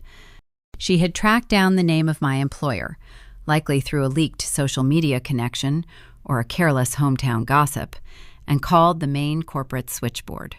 She was willing to jeopardize my professional reputation to force a confrontation. "Put her through," I said, keeping my voice entirely devoid of inflection. A brief click echoed in my ear, followed by the static hiss of a long-distance connection. "Mila!" Caroline shrieked, her voice tearing through the receiver. "You need to wire $10,000 to the county courthouse immediately. Chase is in a holding cell. The judge set his bail, and the defense attorney requires a cash retainer before the arraignment hearing tomorrow morning." I stared straight ahead at the blinking cursor on my computer monitor. I did not speak. "Did you hear me?" she demanded, the panic in her tone shifting rapidly into an entitled rage. "He wrecked his car. He hit a commercial storefront. The private college is threatening to expel him if he receives a felony conviction. We are out of cash. The second mortgage is tapped out. You have an Ivy Tier university status now. You can walk into the financial aid office tomorrow and take out a private student loan. You owe your brother this bailout. Family comes first." The demand hung in the sterile air of the trading floor.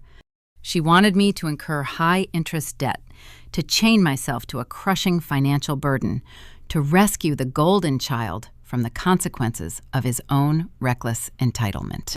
She had refused to sign a simple government form to help me secure free grant money, but she fully expected me to leverage my hard-earned academic standing to finance his legal defense.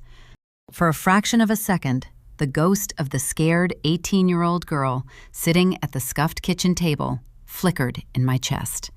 The ingrained instinct to obey the matriarch, to absorb the collateral damage of the household, tugged at my conscience. Then the ghost vanished, burned away by the cold reality of my new life. I looked down at the immaculate suit I wore, paid for by the grueling graveyard shifts at the logistics warehouse.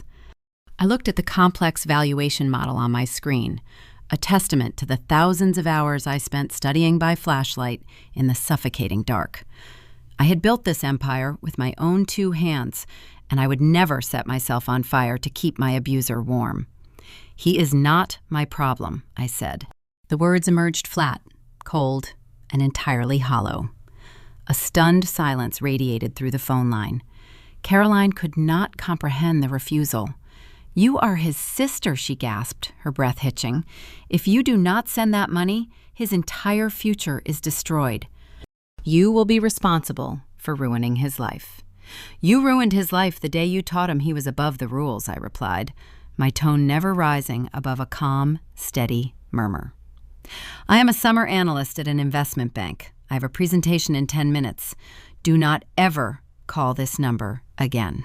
Mila Joanne, she screamed, the pure venom finally breaking through her desperate facade. If you hang up this phone, you are dead to me. You will never step foot in my house again. Her threat held zero leverage. I had already slept in the freezing backseat of a car to escape that house. The threat of exile was not a punishment. It was a liberation. I lowered the heavy office phone receiver, placing it gently back onto its plastic cradle. The soft, definitive click severed the connection. It severed the toxic umbilical cord to my past for good. The line went dead. I sat still for 3 deep breaths, letting the adrenaline process through my nervous system. I smoothed the lapels of my charcoal blazer, picked up my leather portfolio, and walked toward the executive boardroom. The partnership committee sat around a sprawling mahogany table, their expressions neutral and expectant. I connected my laptop to the projection system. I did not apologize for the brief delay. I did not let a single tremor enter my hands. I clicked to the first slide of my presentation and began speaking. I dismantled the corporate valuation metrics with surgical precision. I answered their rigorous stress test scenarios with flawless analytical data, anticipating their concerns before they even articulated them. I channeled every ounce of residual tension from the phone call into a commanding, authoritative presence. The senior partners leaned forward, their initial skepticism replaced by genuine, profound respect.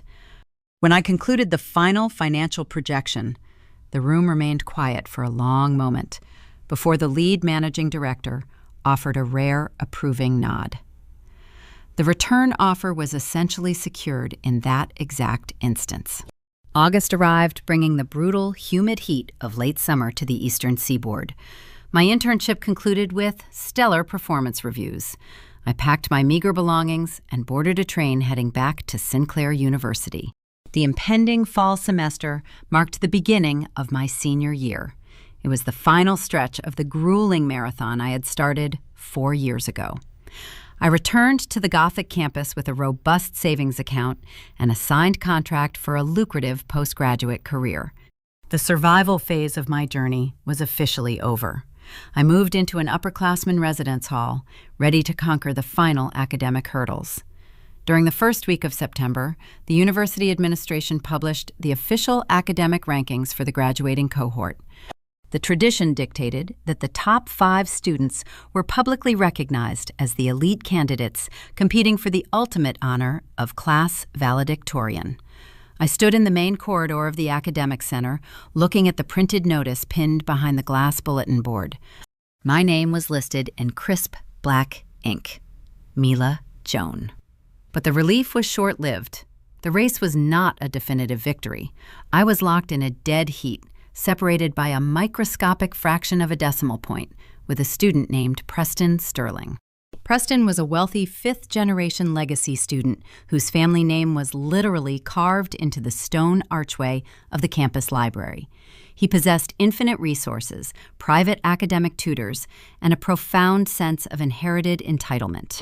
The final battle for the podium would not just be a test of intelligence, it would be a collision between the invisible girl who built her life from scrap and the golden sun of the Sinclair establishment.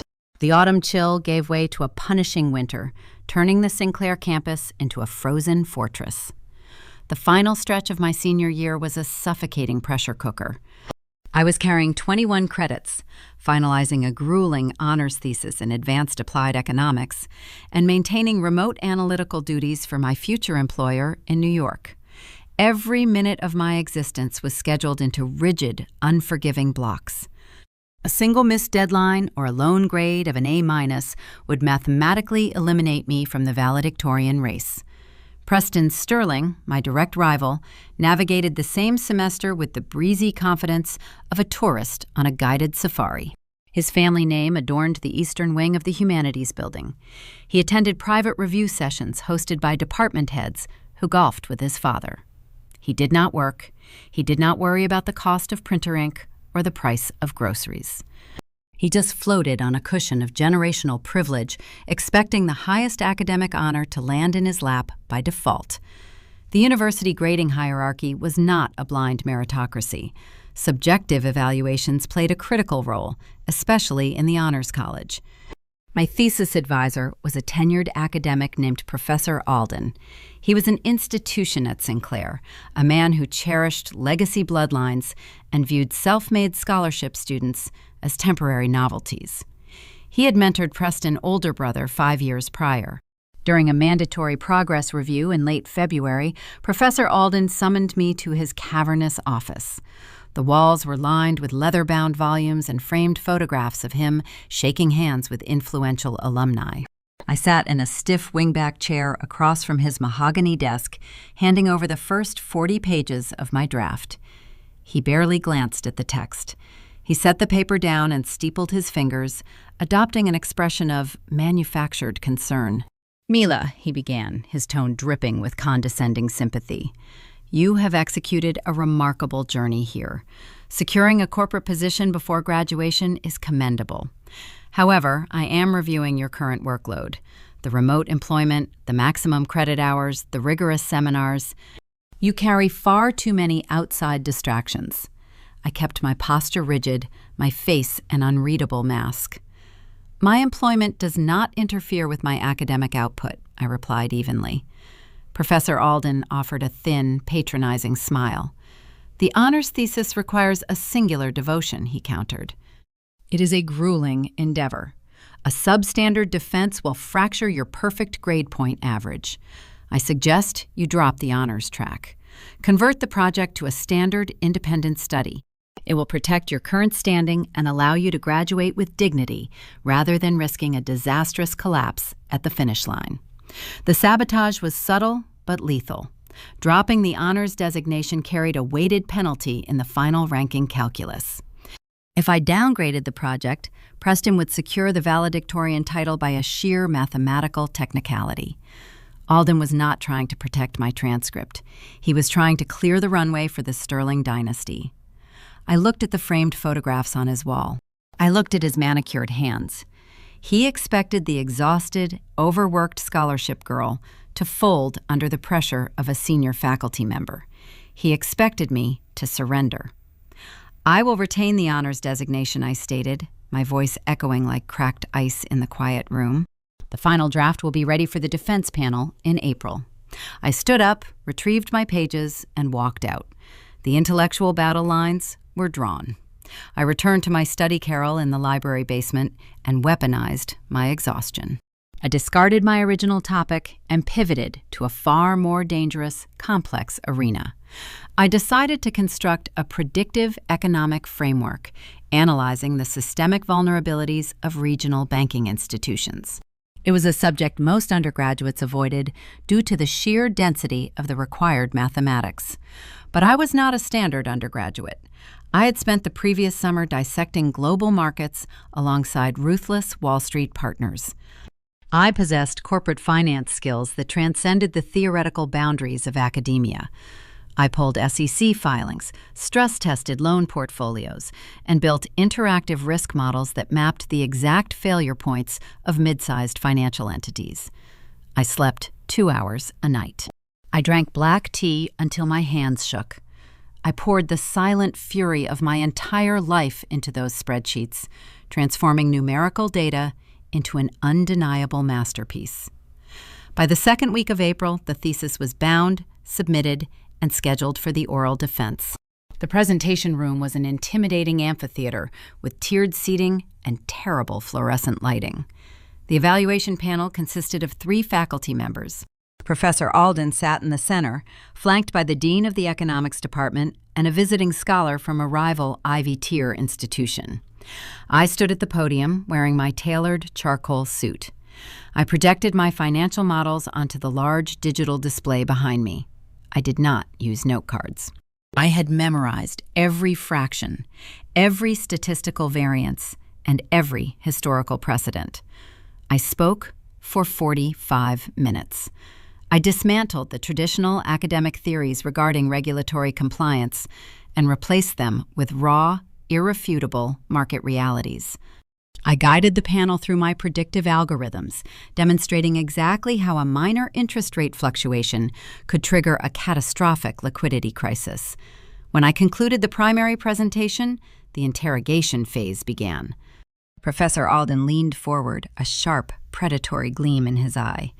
He launched a barrage of highly technical critiques designed to expose a fatal flaw in my methodology. He questioned my sample sizes, challenged my variable isolations, and scrutinized my risk tolerance metrics. He was trying to rattle me, trying to force a hesitation he could penalize on the grading rubric. He failed. For every hypothetical trap he set, I produced a concrete data point.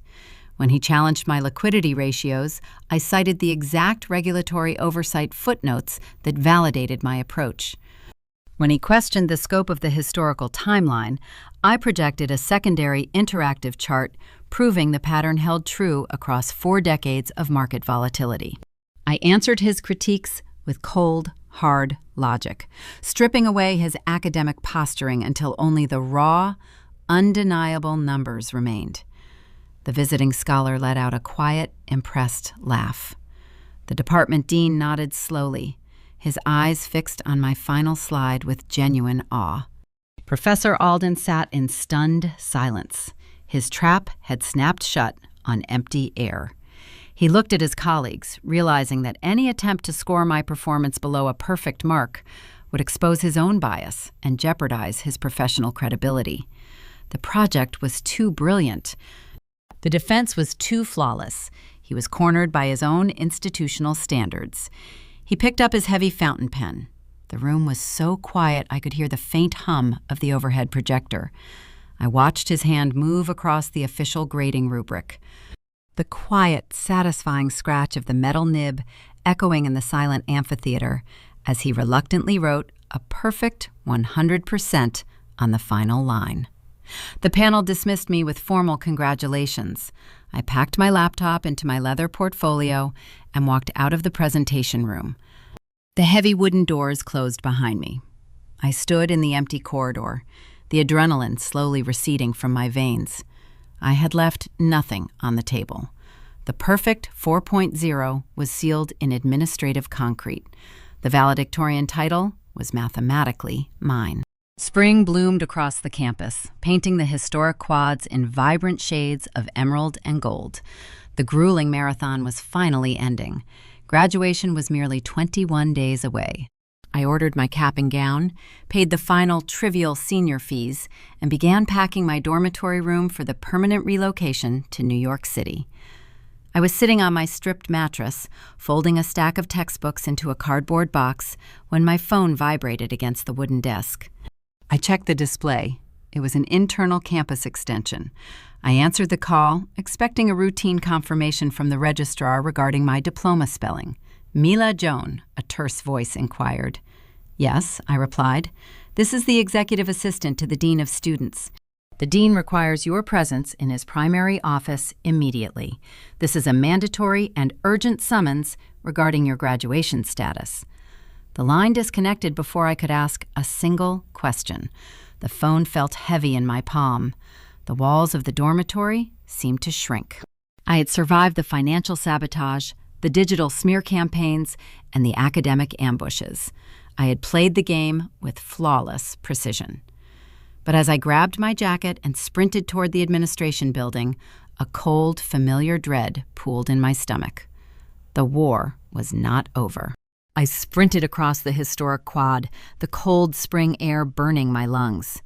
The administration building loomed ahead, a towering structure of limestone and stained glass. My boots echoed against the marble floors of the main lobby as I bypassed the standard reception desk and headed straight for the executive suite. My mind raced through every possible catastrophic scenario. Perhaps Professor Alden had filed a formal academic grievance to contest my thesis grade. Perhaps Preston Sterling and his influential father had uncovered a microscopic technicality to invalidate my credits. The anxiety thrummed in my veins like a live wire. I reached the heavy oak double doors of the Dean of Students' office. I took a deep breath, smoothed the front of my jacket, and turned the brass handle. The inner sanctum smelled of old paper and expensive leather. Dean Richard Vance sat behind a sprawling mahogany desk. He did not look angry. He did not look stern. Instead, he stood up, a broad, genuine smile spreading across his weathered face. "Mila," he said, gesturing to the leather chair opposite him, "please, have a seat. I apologize for the abrupt summons, but this particular conversation is best delivered in person rather than through an impersonal email." I sat down on the edge of the cushion, my posture rigid. "Is there a problem with my graduation status?" I asked, keeping my voice carefully neutral. Dean Vance let out a warm, hearty laugh. He opened a velvet-bound folio resting on his desk. "On the contrary," he replied. "The registrar finalized the cumulative grade point averages this morning. The audit is complete. You secured a flawless academic record, surpassing your closest peer by 0.003 of a decimal point.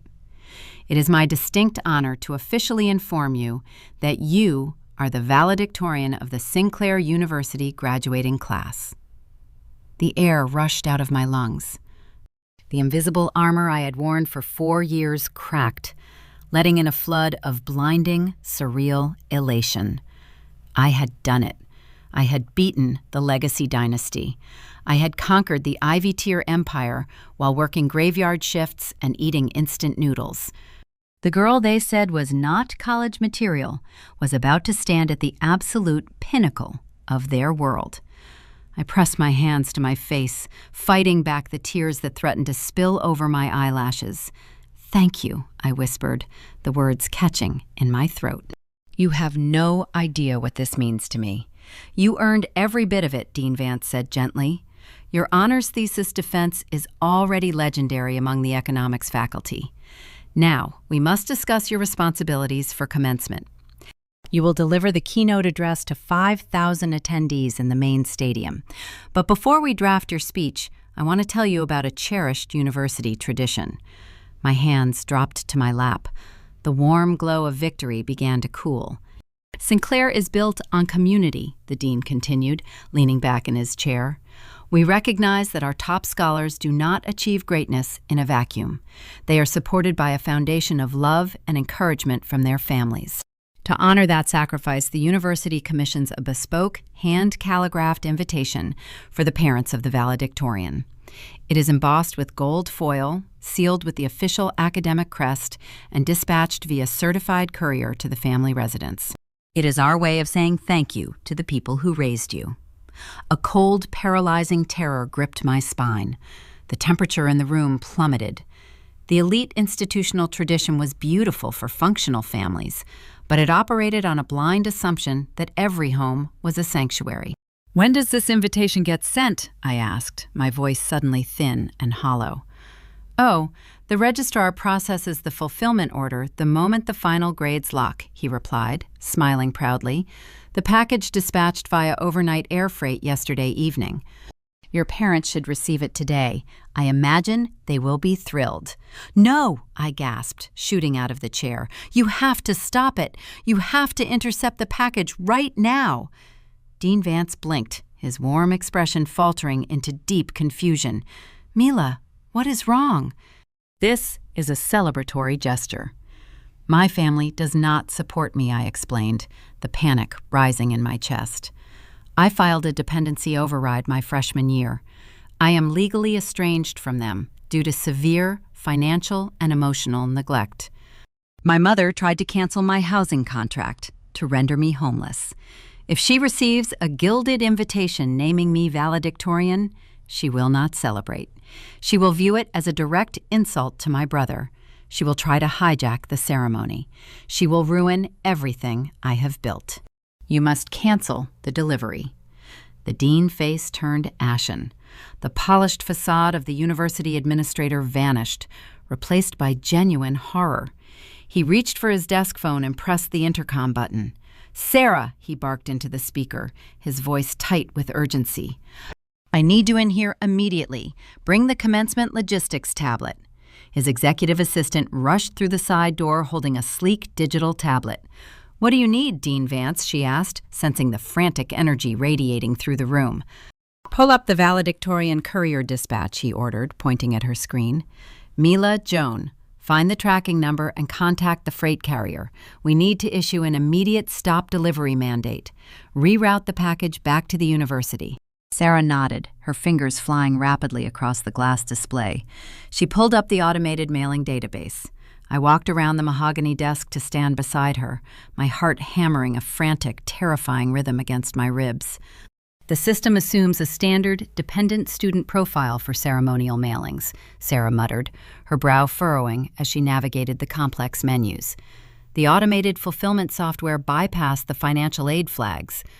It pulled the primary legal address from your original freshman admissions application, prior to your emancipation ruling." She tapped a digital icon to access the live courier tracking portal. The screen refreshed, displaying a geographical map and a detailed timeline of the package journey.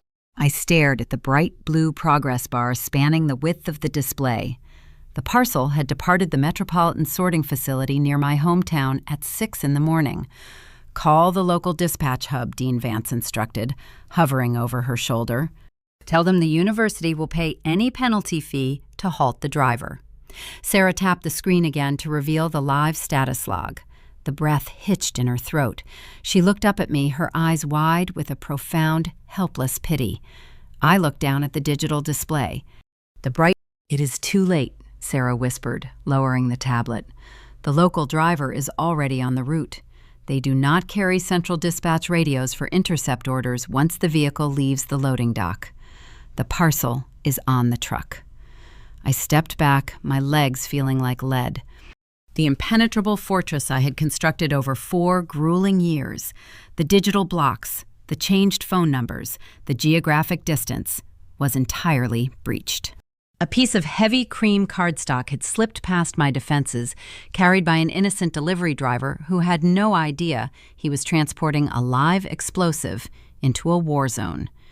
Dean Vance ran a hand over his face, looking deeply apologetic. "Mila, I am so sorry. We did not anticipate this systems error. We will increase campus security for the graduation ceremony.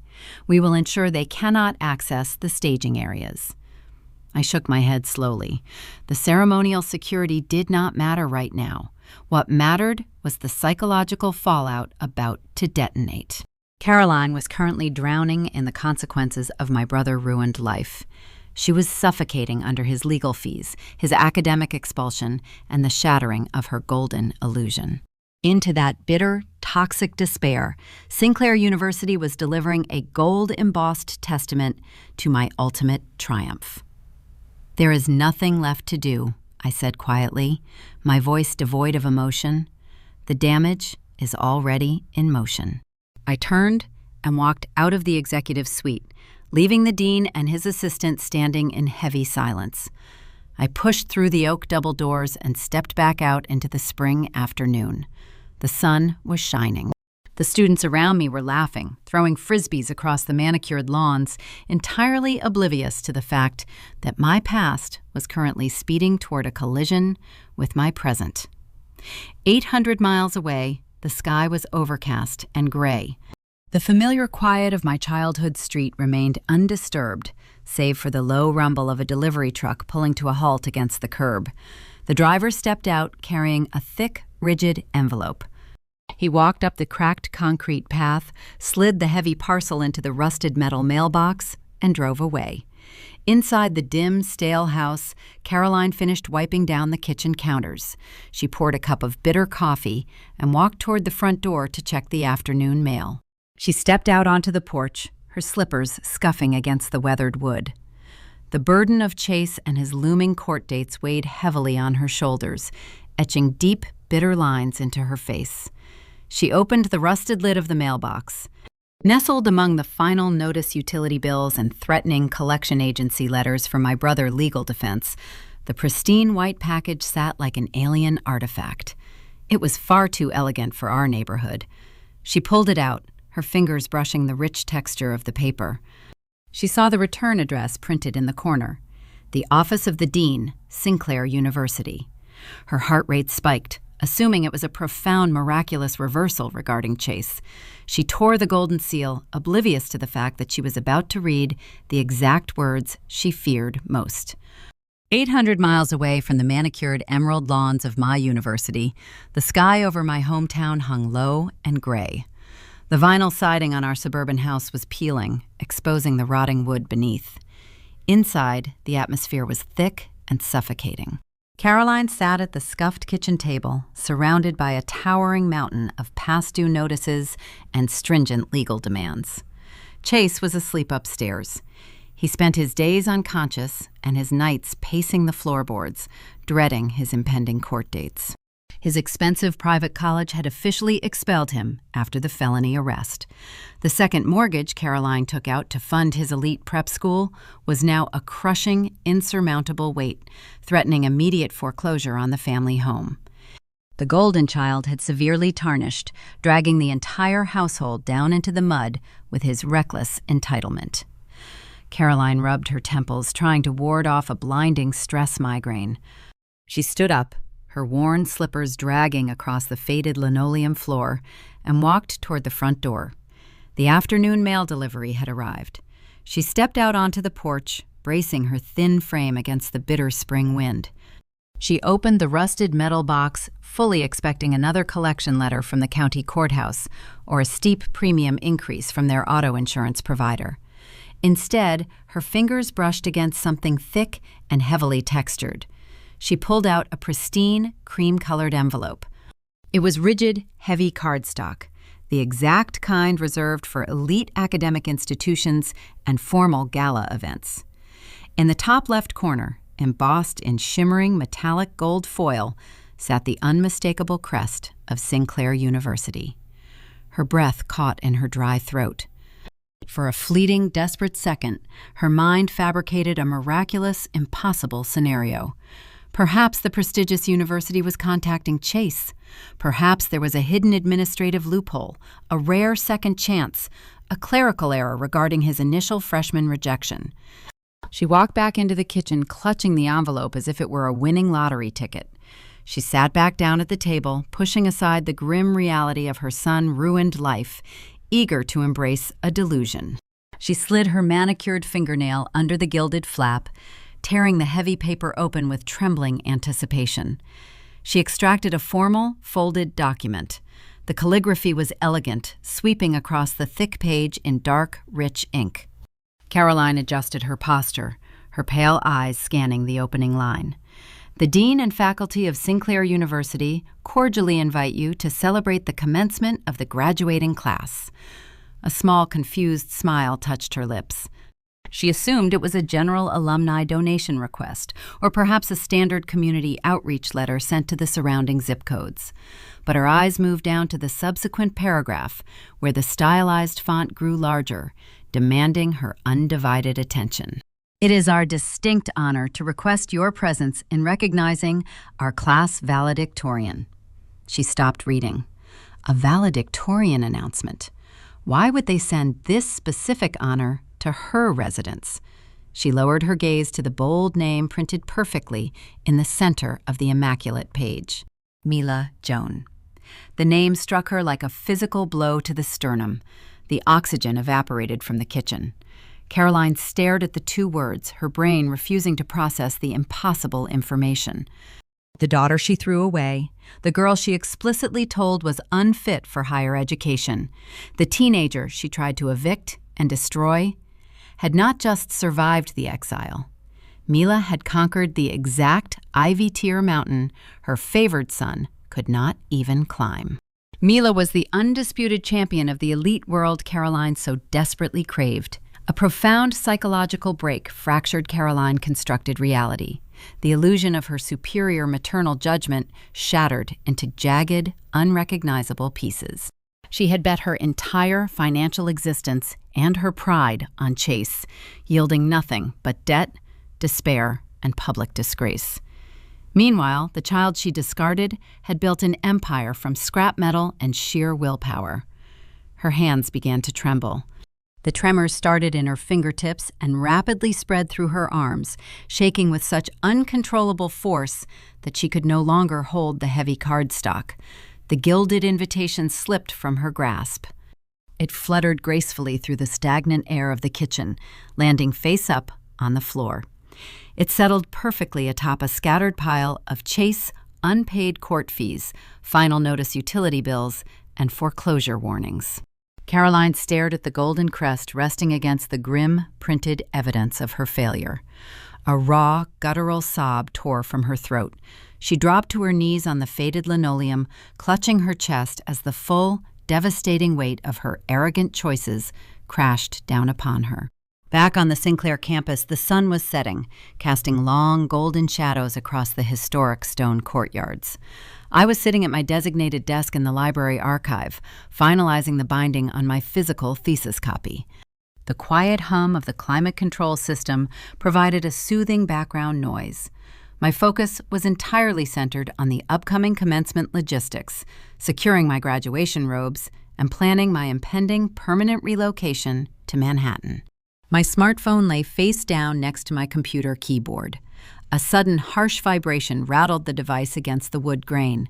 I ignored it, assuming it was a routine calendar alert or a generic email from the university registrar regarding seating charts. 10 seconds later, the phone buzzed again. Then a third time. I flipped the device over. The screen displayed a missed call notification from an unknown, unlisted number.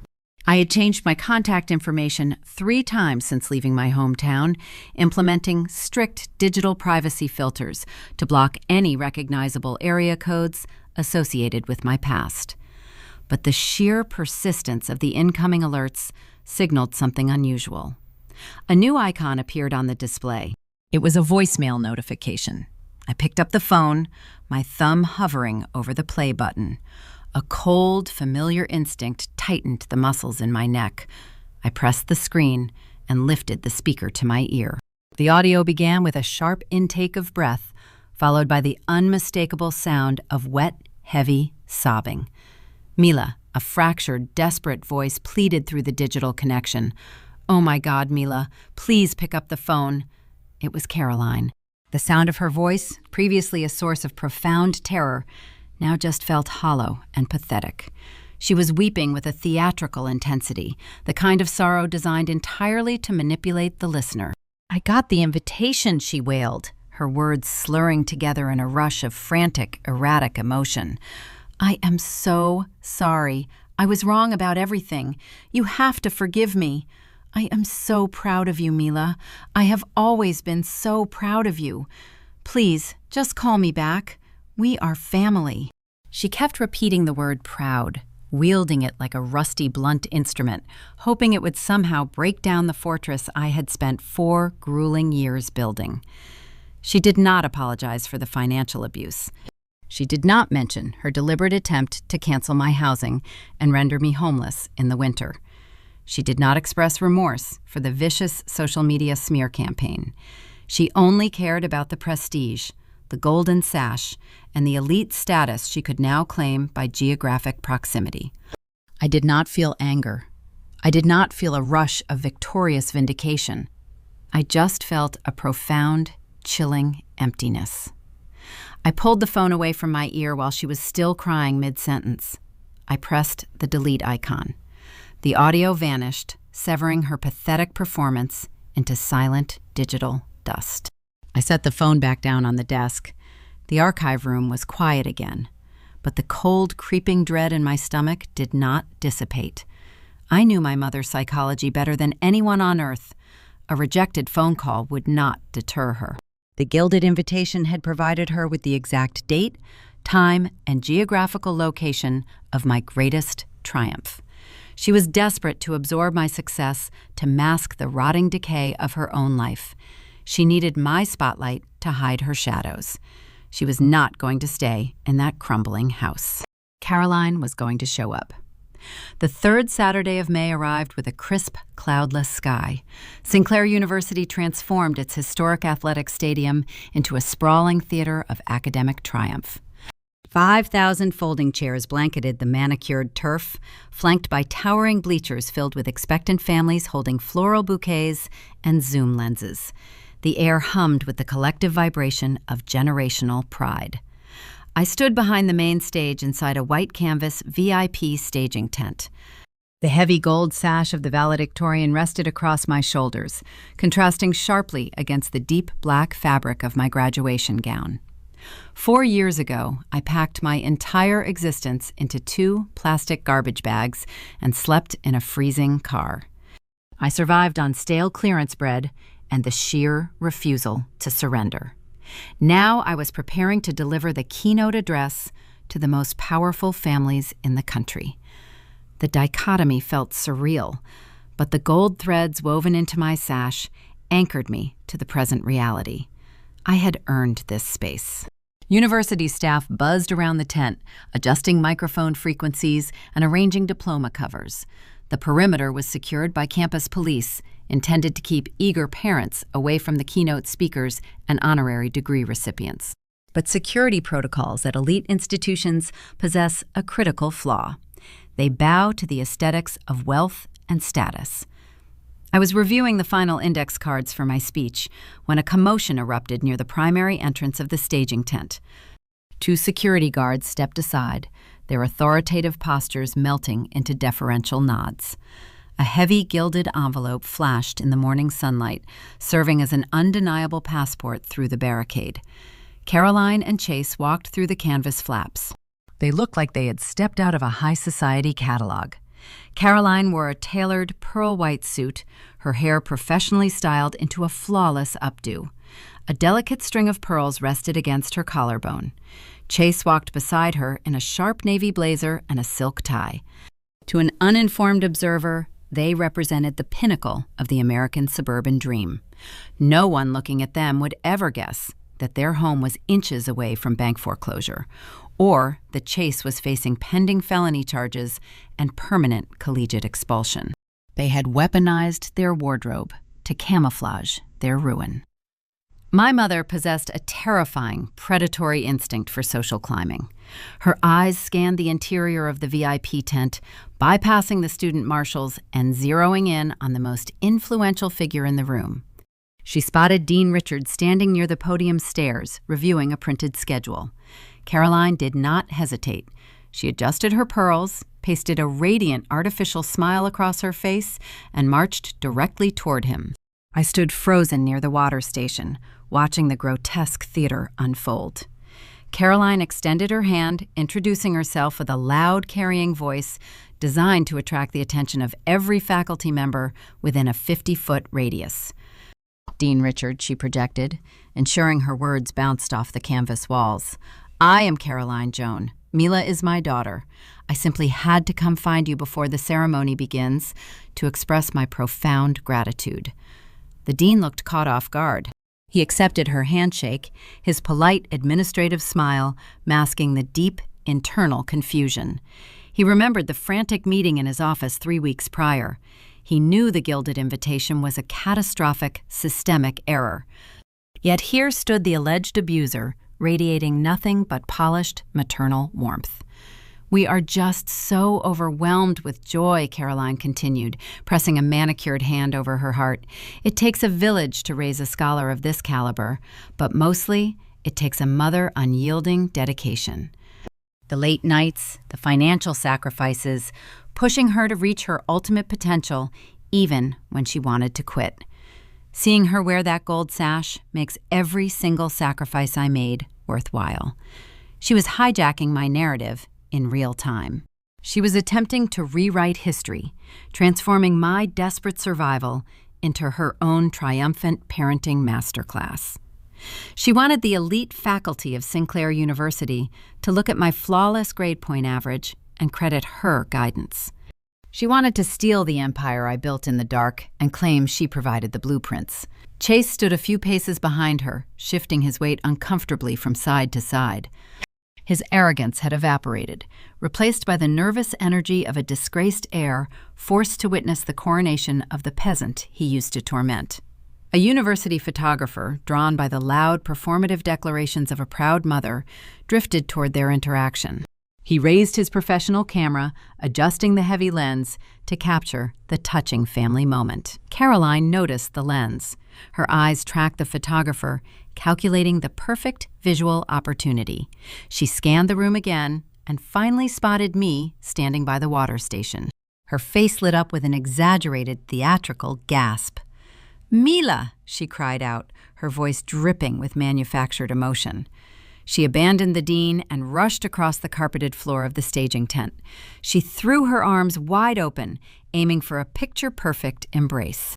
She wanted the flash of the camera to capture the prodigal daughter falling into the loving arms of the woman who sacrificed everything for her success. She wanted a framed photograph to prove she belonged in this world. The photographer lifted his camera, his finger hovering over the shutter button. I did not flinch. I did not raise my voice. I waited until Caroline was mere inches away, her expensive perfume choking the air between us, her arms sweeping forward to enclose me in a suffocating lie. I took one deliberate, freezing step backward. Her arms closed around empty air. The momentum of her theatrical sprint caused her to stumble forward slightly. Her hands clutched awkwardly at her own chest. The photographer snapped the picture, the bright white flash illuminating her profound, jarring humiliation. The resulting image would forever display a polished, desperate woman grasping at a ghost, while her daughter stood perfectly out of reach, radiating cold, unyielding stone. The radiant smile slipped from her face, revealing the bitter, furious panic underneath. She recovered her balance, her eyes flashing with the toxic venom she desperately tried to conceal from the watching faculty. "Mila," she hissed through clenched teeth, her voice dropping to a harsh whisper only I could hear. "What are you doing? Stop making a scene. We are your family. Give me a hug for the camera." I looked at her. I looked at the woman who swept my college preparation books into the garbage. I looked at the woman who demanded half my minimum wage paychecks to buy luxury apartments for the son standing uselessly behind her. I looked at the woman who tried to render me homeless in the dead of winter. I did not feel anger. Anger requires a lingering emotional investment. Anger means the target still possesses the power to inflict a wound. I felt nothing but a hollow, clinical indifference. "You do not belong here," I said. My tone was flat and quiet, carrying the lethal weight of an undisputable fact. "I raised you," Caroline spat back, her polished veneer cracking under the strain of my rejection. "I put a roof over your head. You owe me respect." "I survived you," I corrected, my gaze locked on her pale eyes. "You bet every resource you had on Chase, and you lost. Now you are here, trying to collect the winnings from a race you actively tried to sabotage."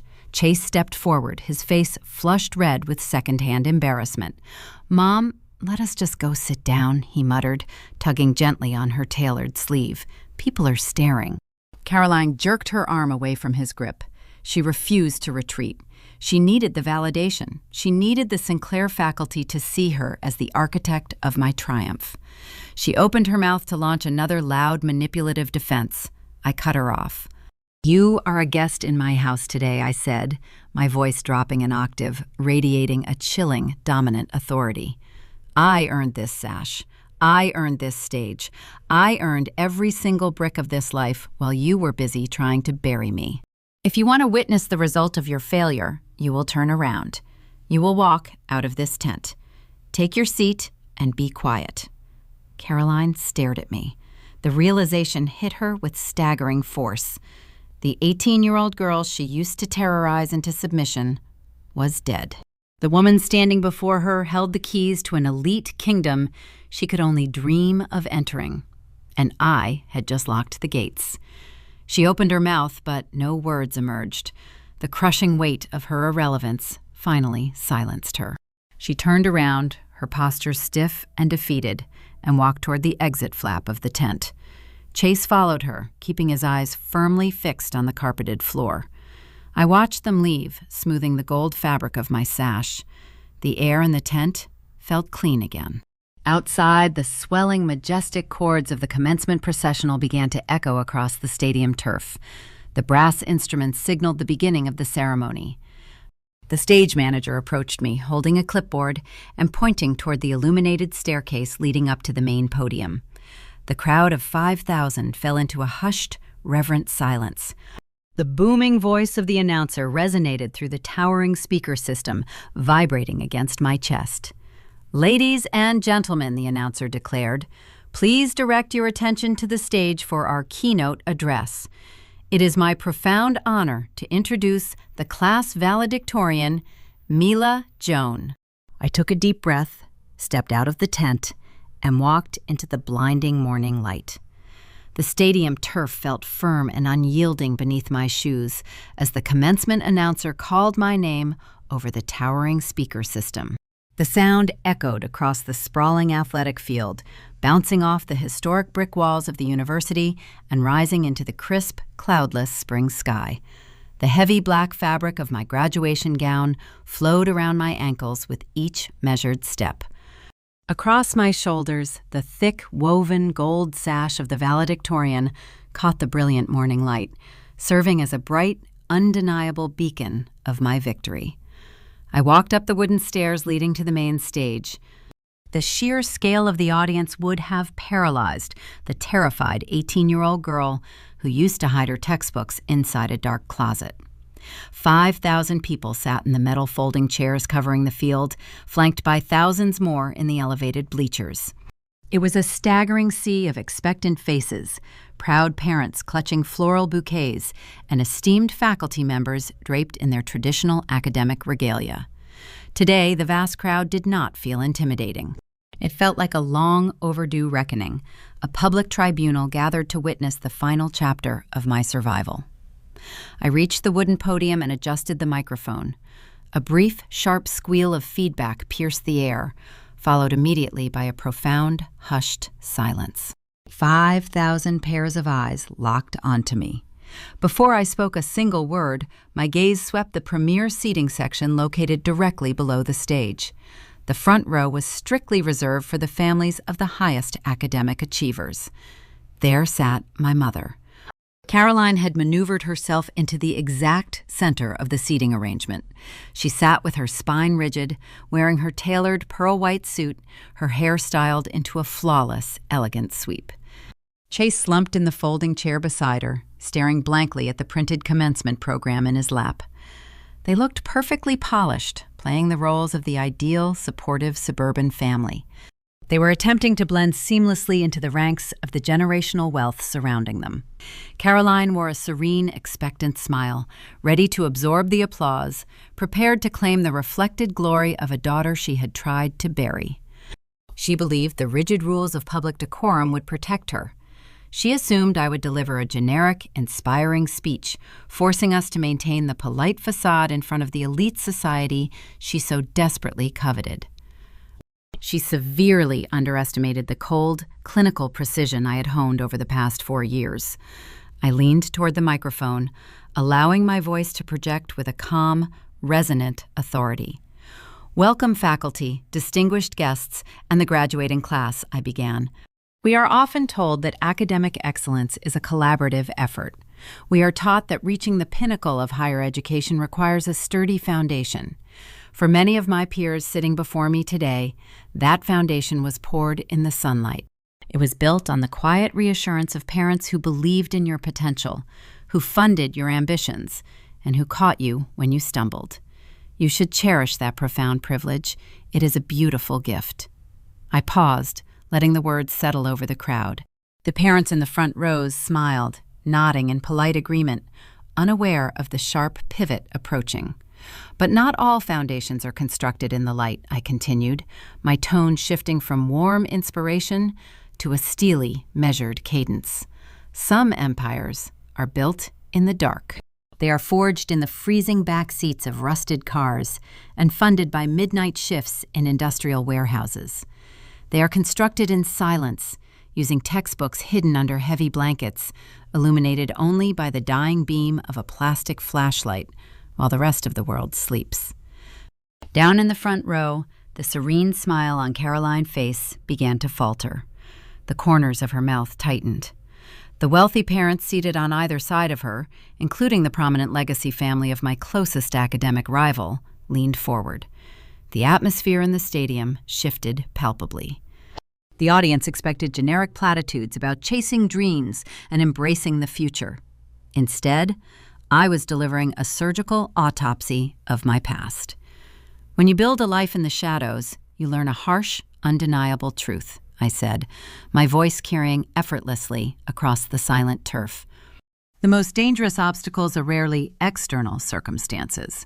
The highest hurdles are often placed in your path by the very people expected to clear the way. True resilience is not merely surviving the rigorous academic pressure of an Ivy Tier institution. True resilience is staring into the eyes of the person who is supposed to love you most, watching them try to destroy your future, and choosing to walk forward anyway. The stadium grew so quiet I could hear the gentle rustle of the nylon flags lining the perimeter fence.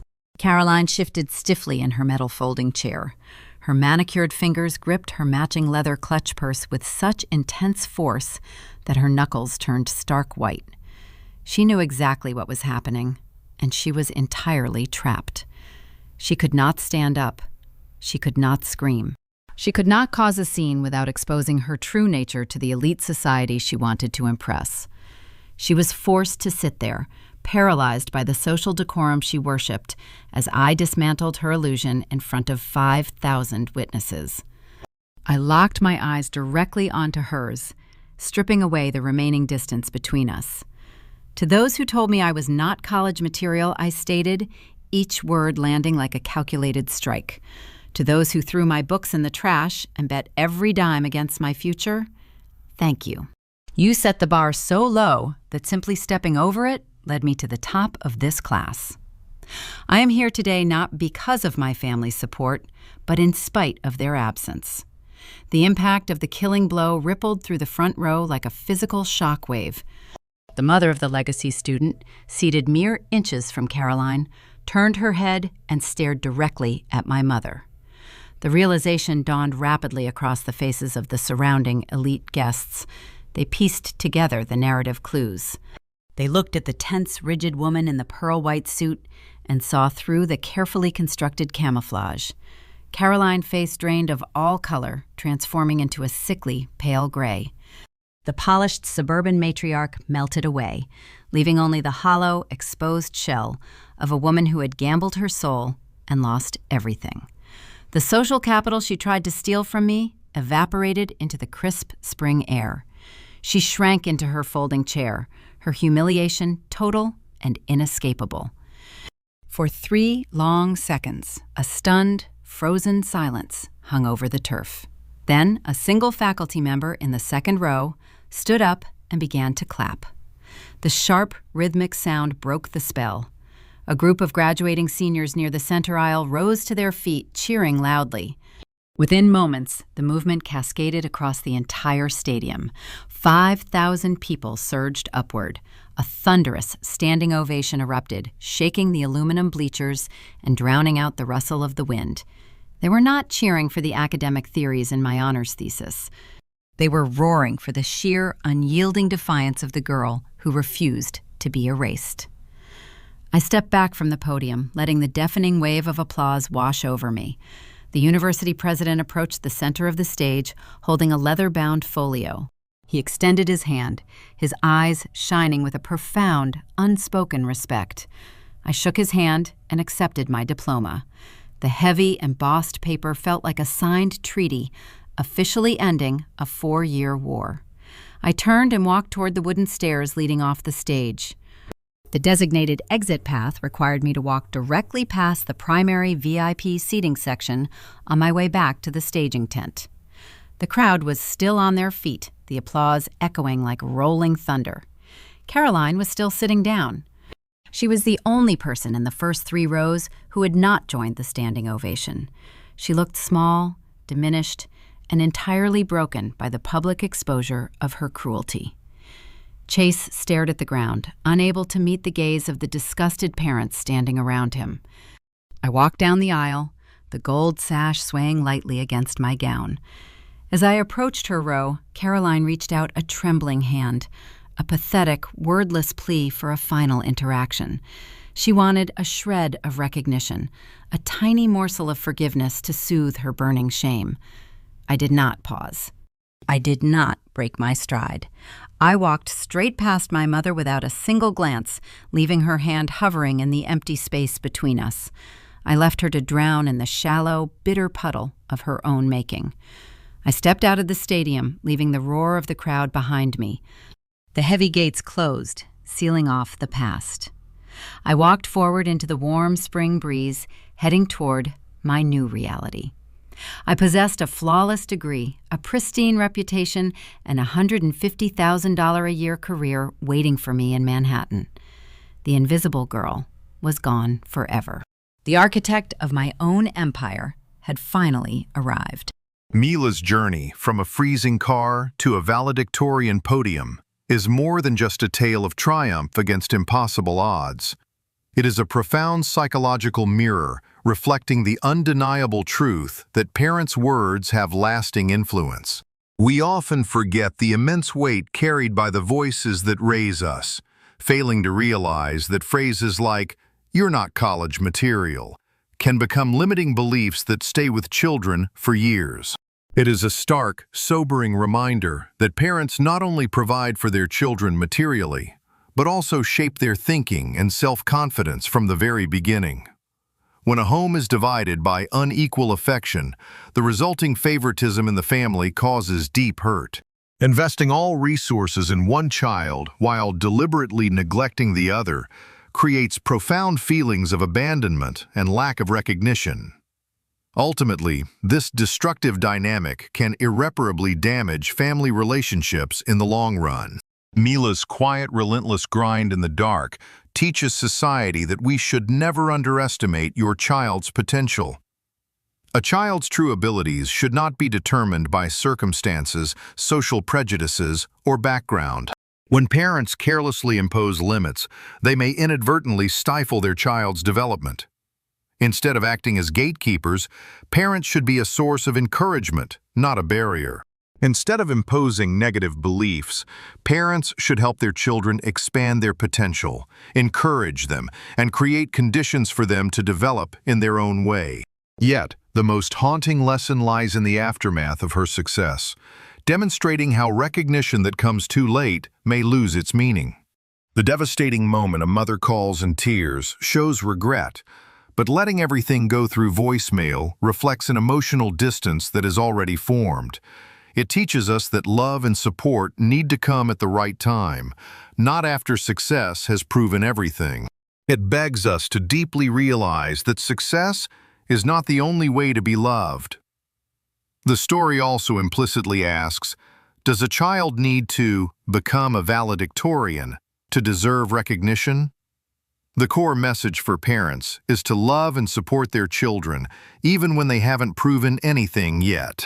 If you have ever felt like the invisible shadow in your own home, or if you are quietly building your own empire in the dark while waiting for the dawn, please subscribe and share your thoughts with us here at Sophia Told Stories.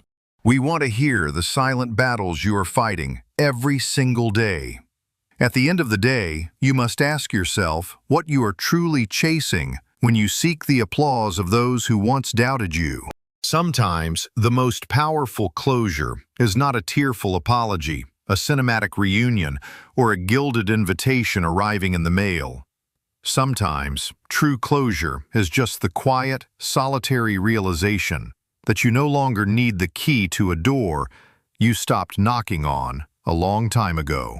As you look at the beautiful, unyielding life you have built entirely from the scraps you were given, you might just stare at your own reflection in the glass, take a deep breath, and realize, this feels so much like me.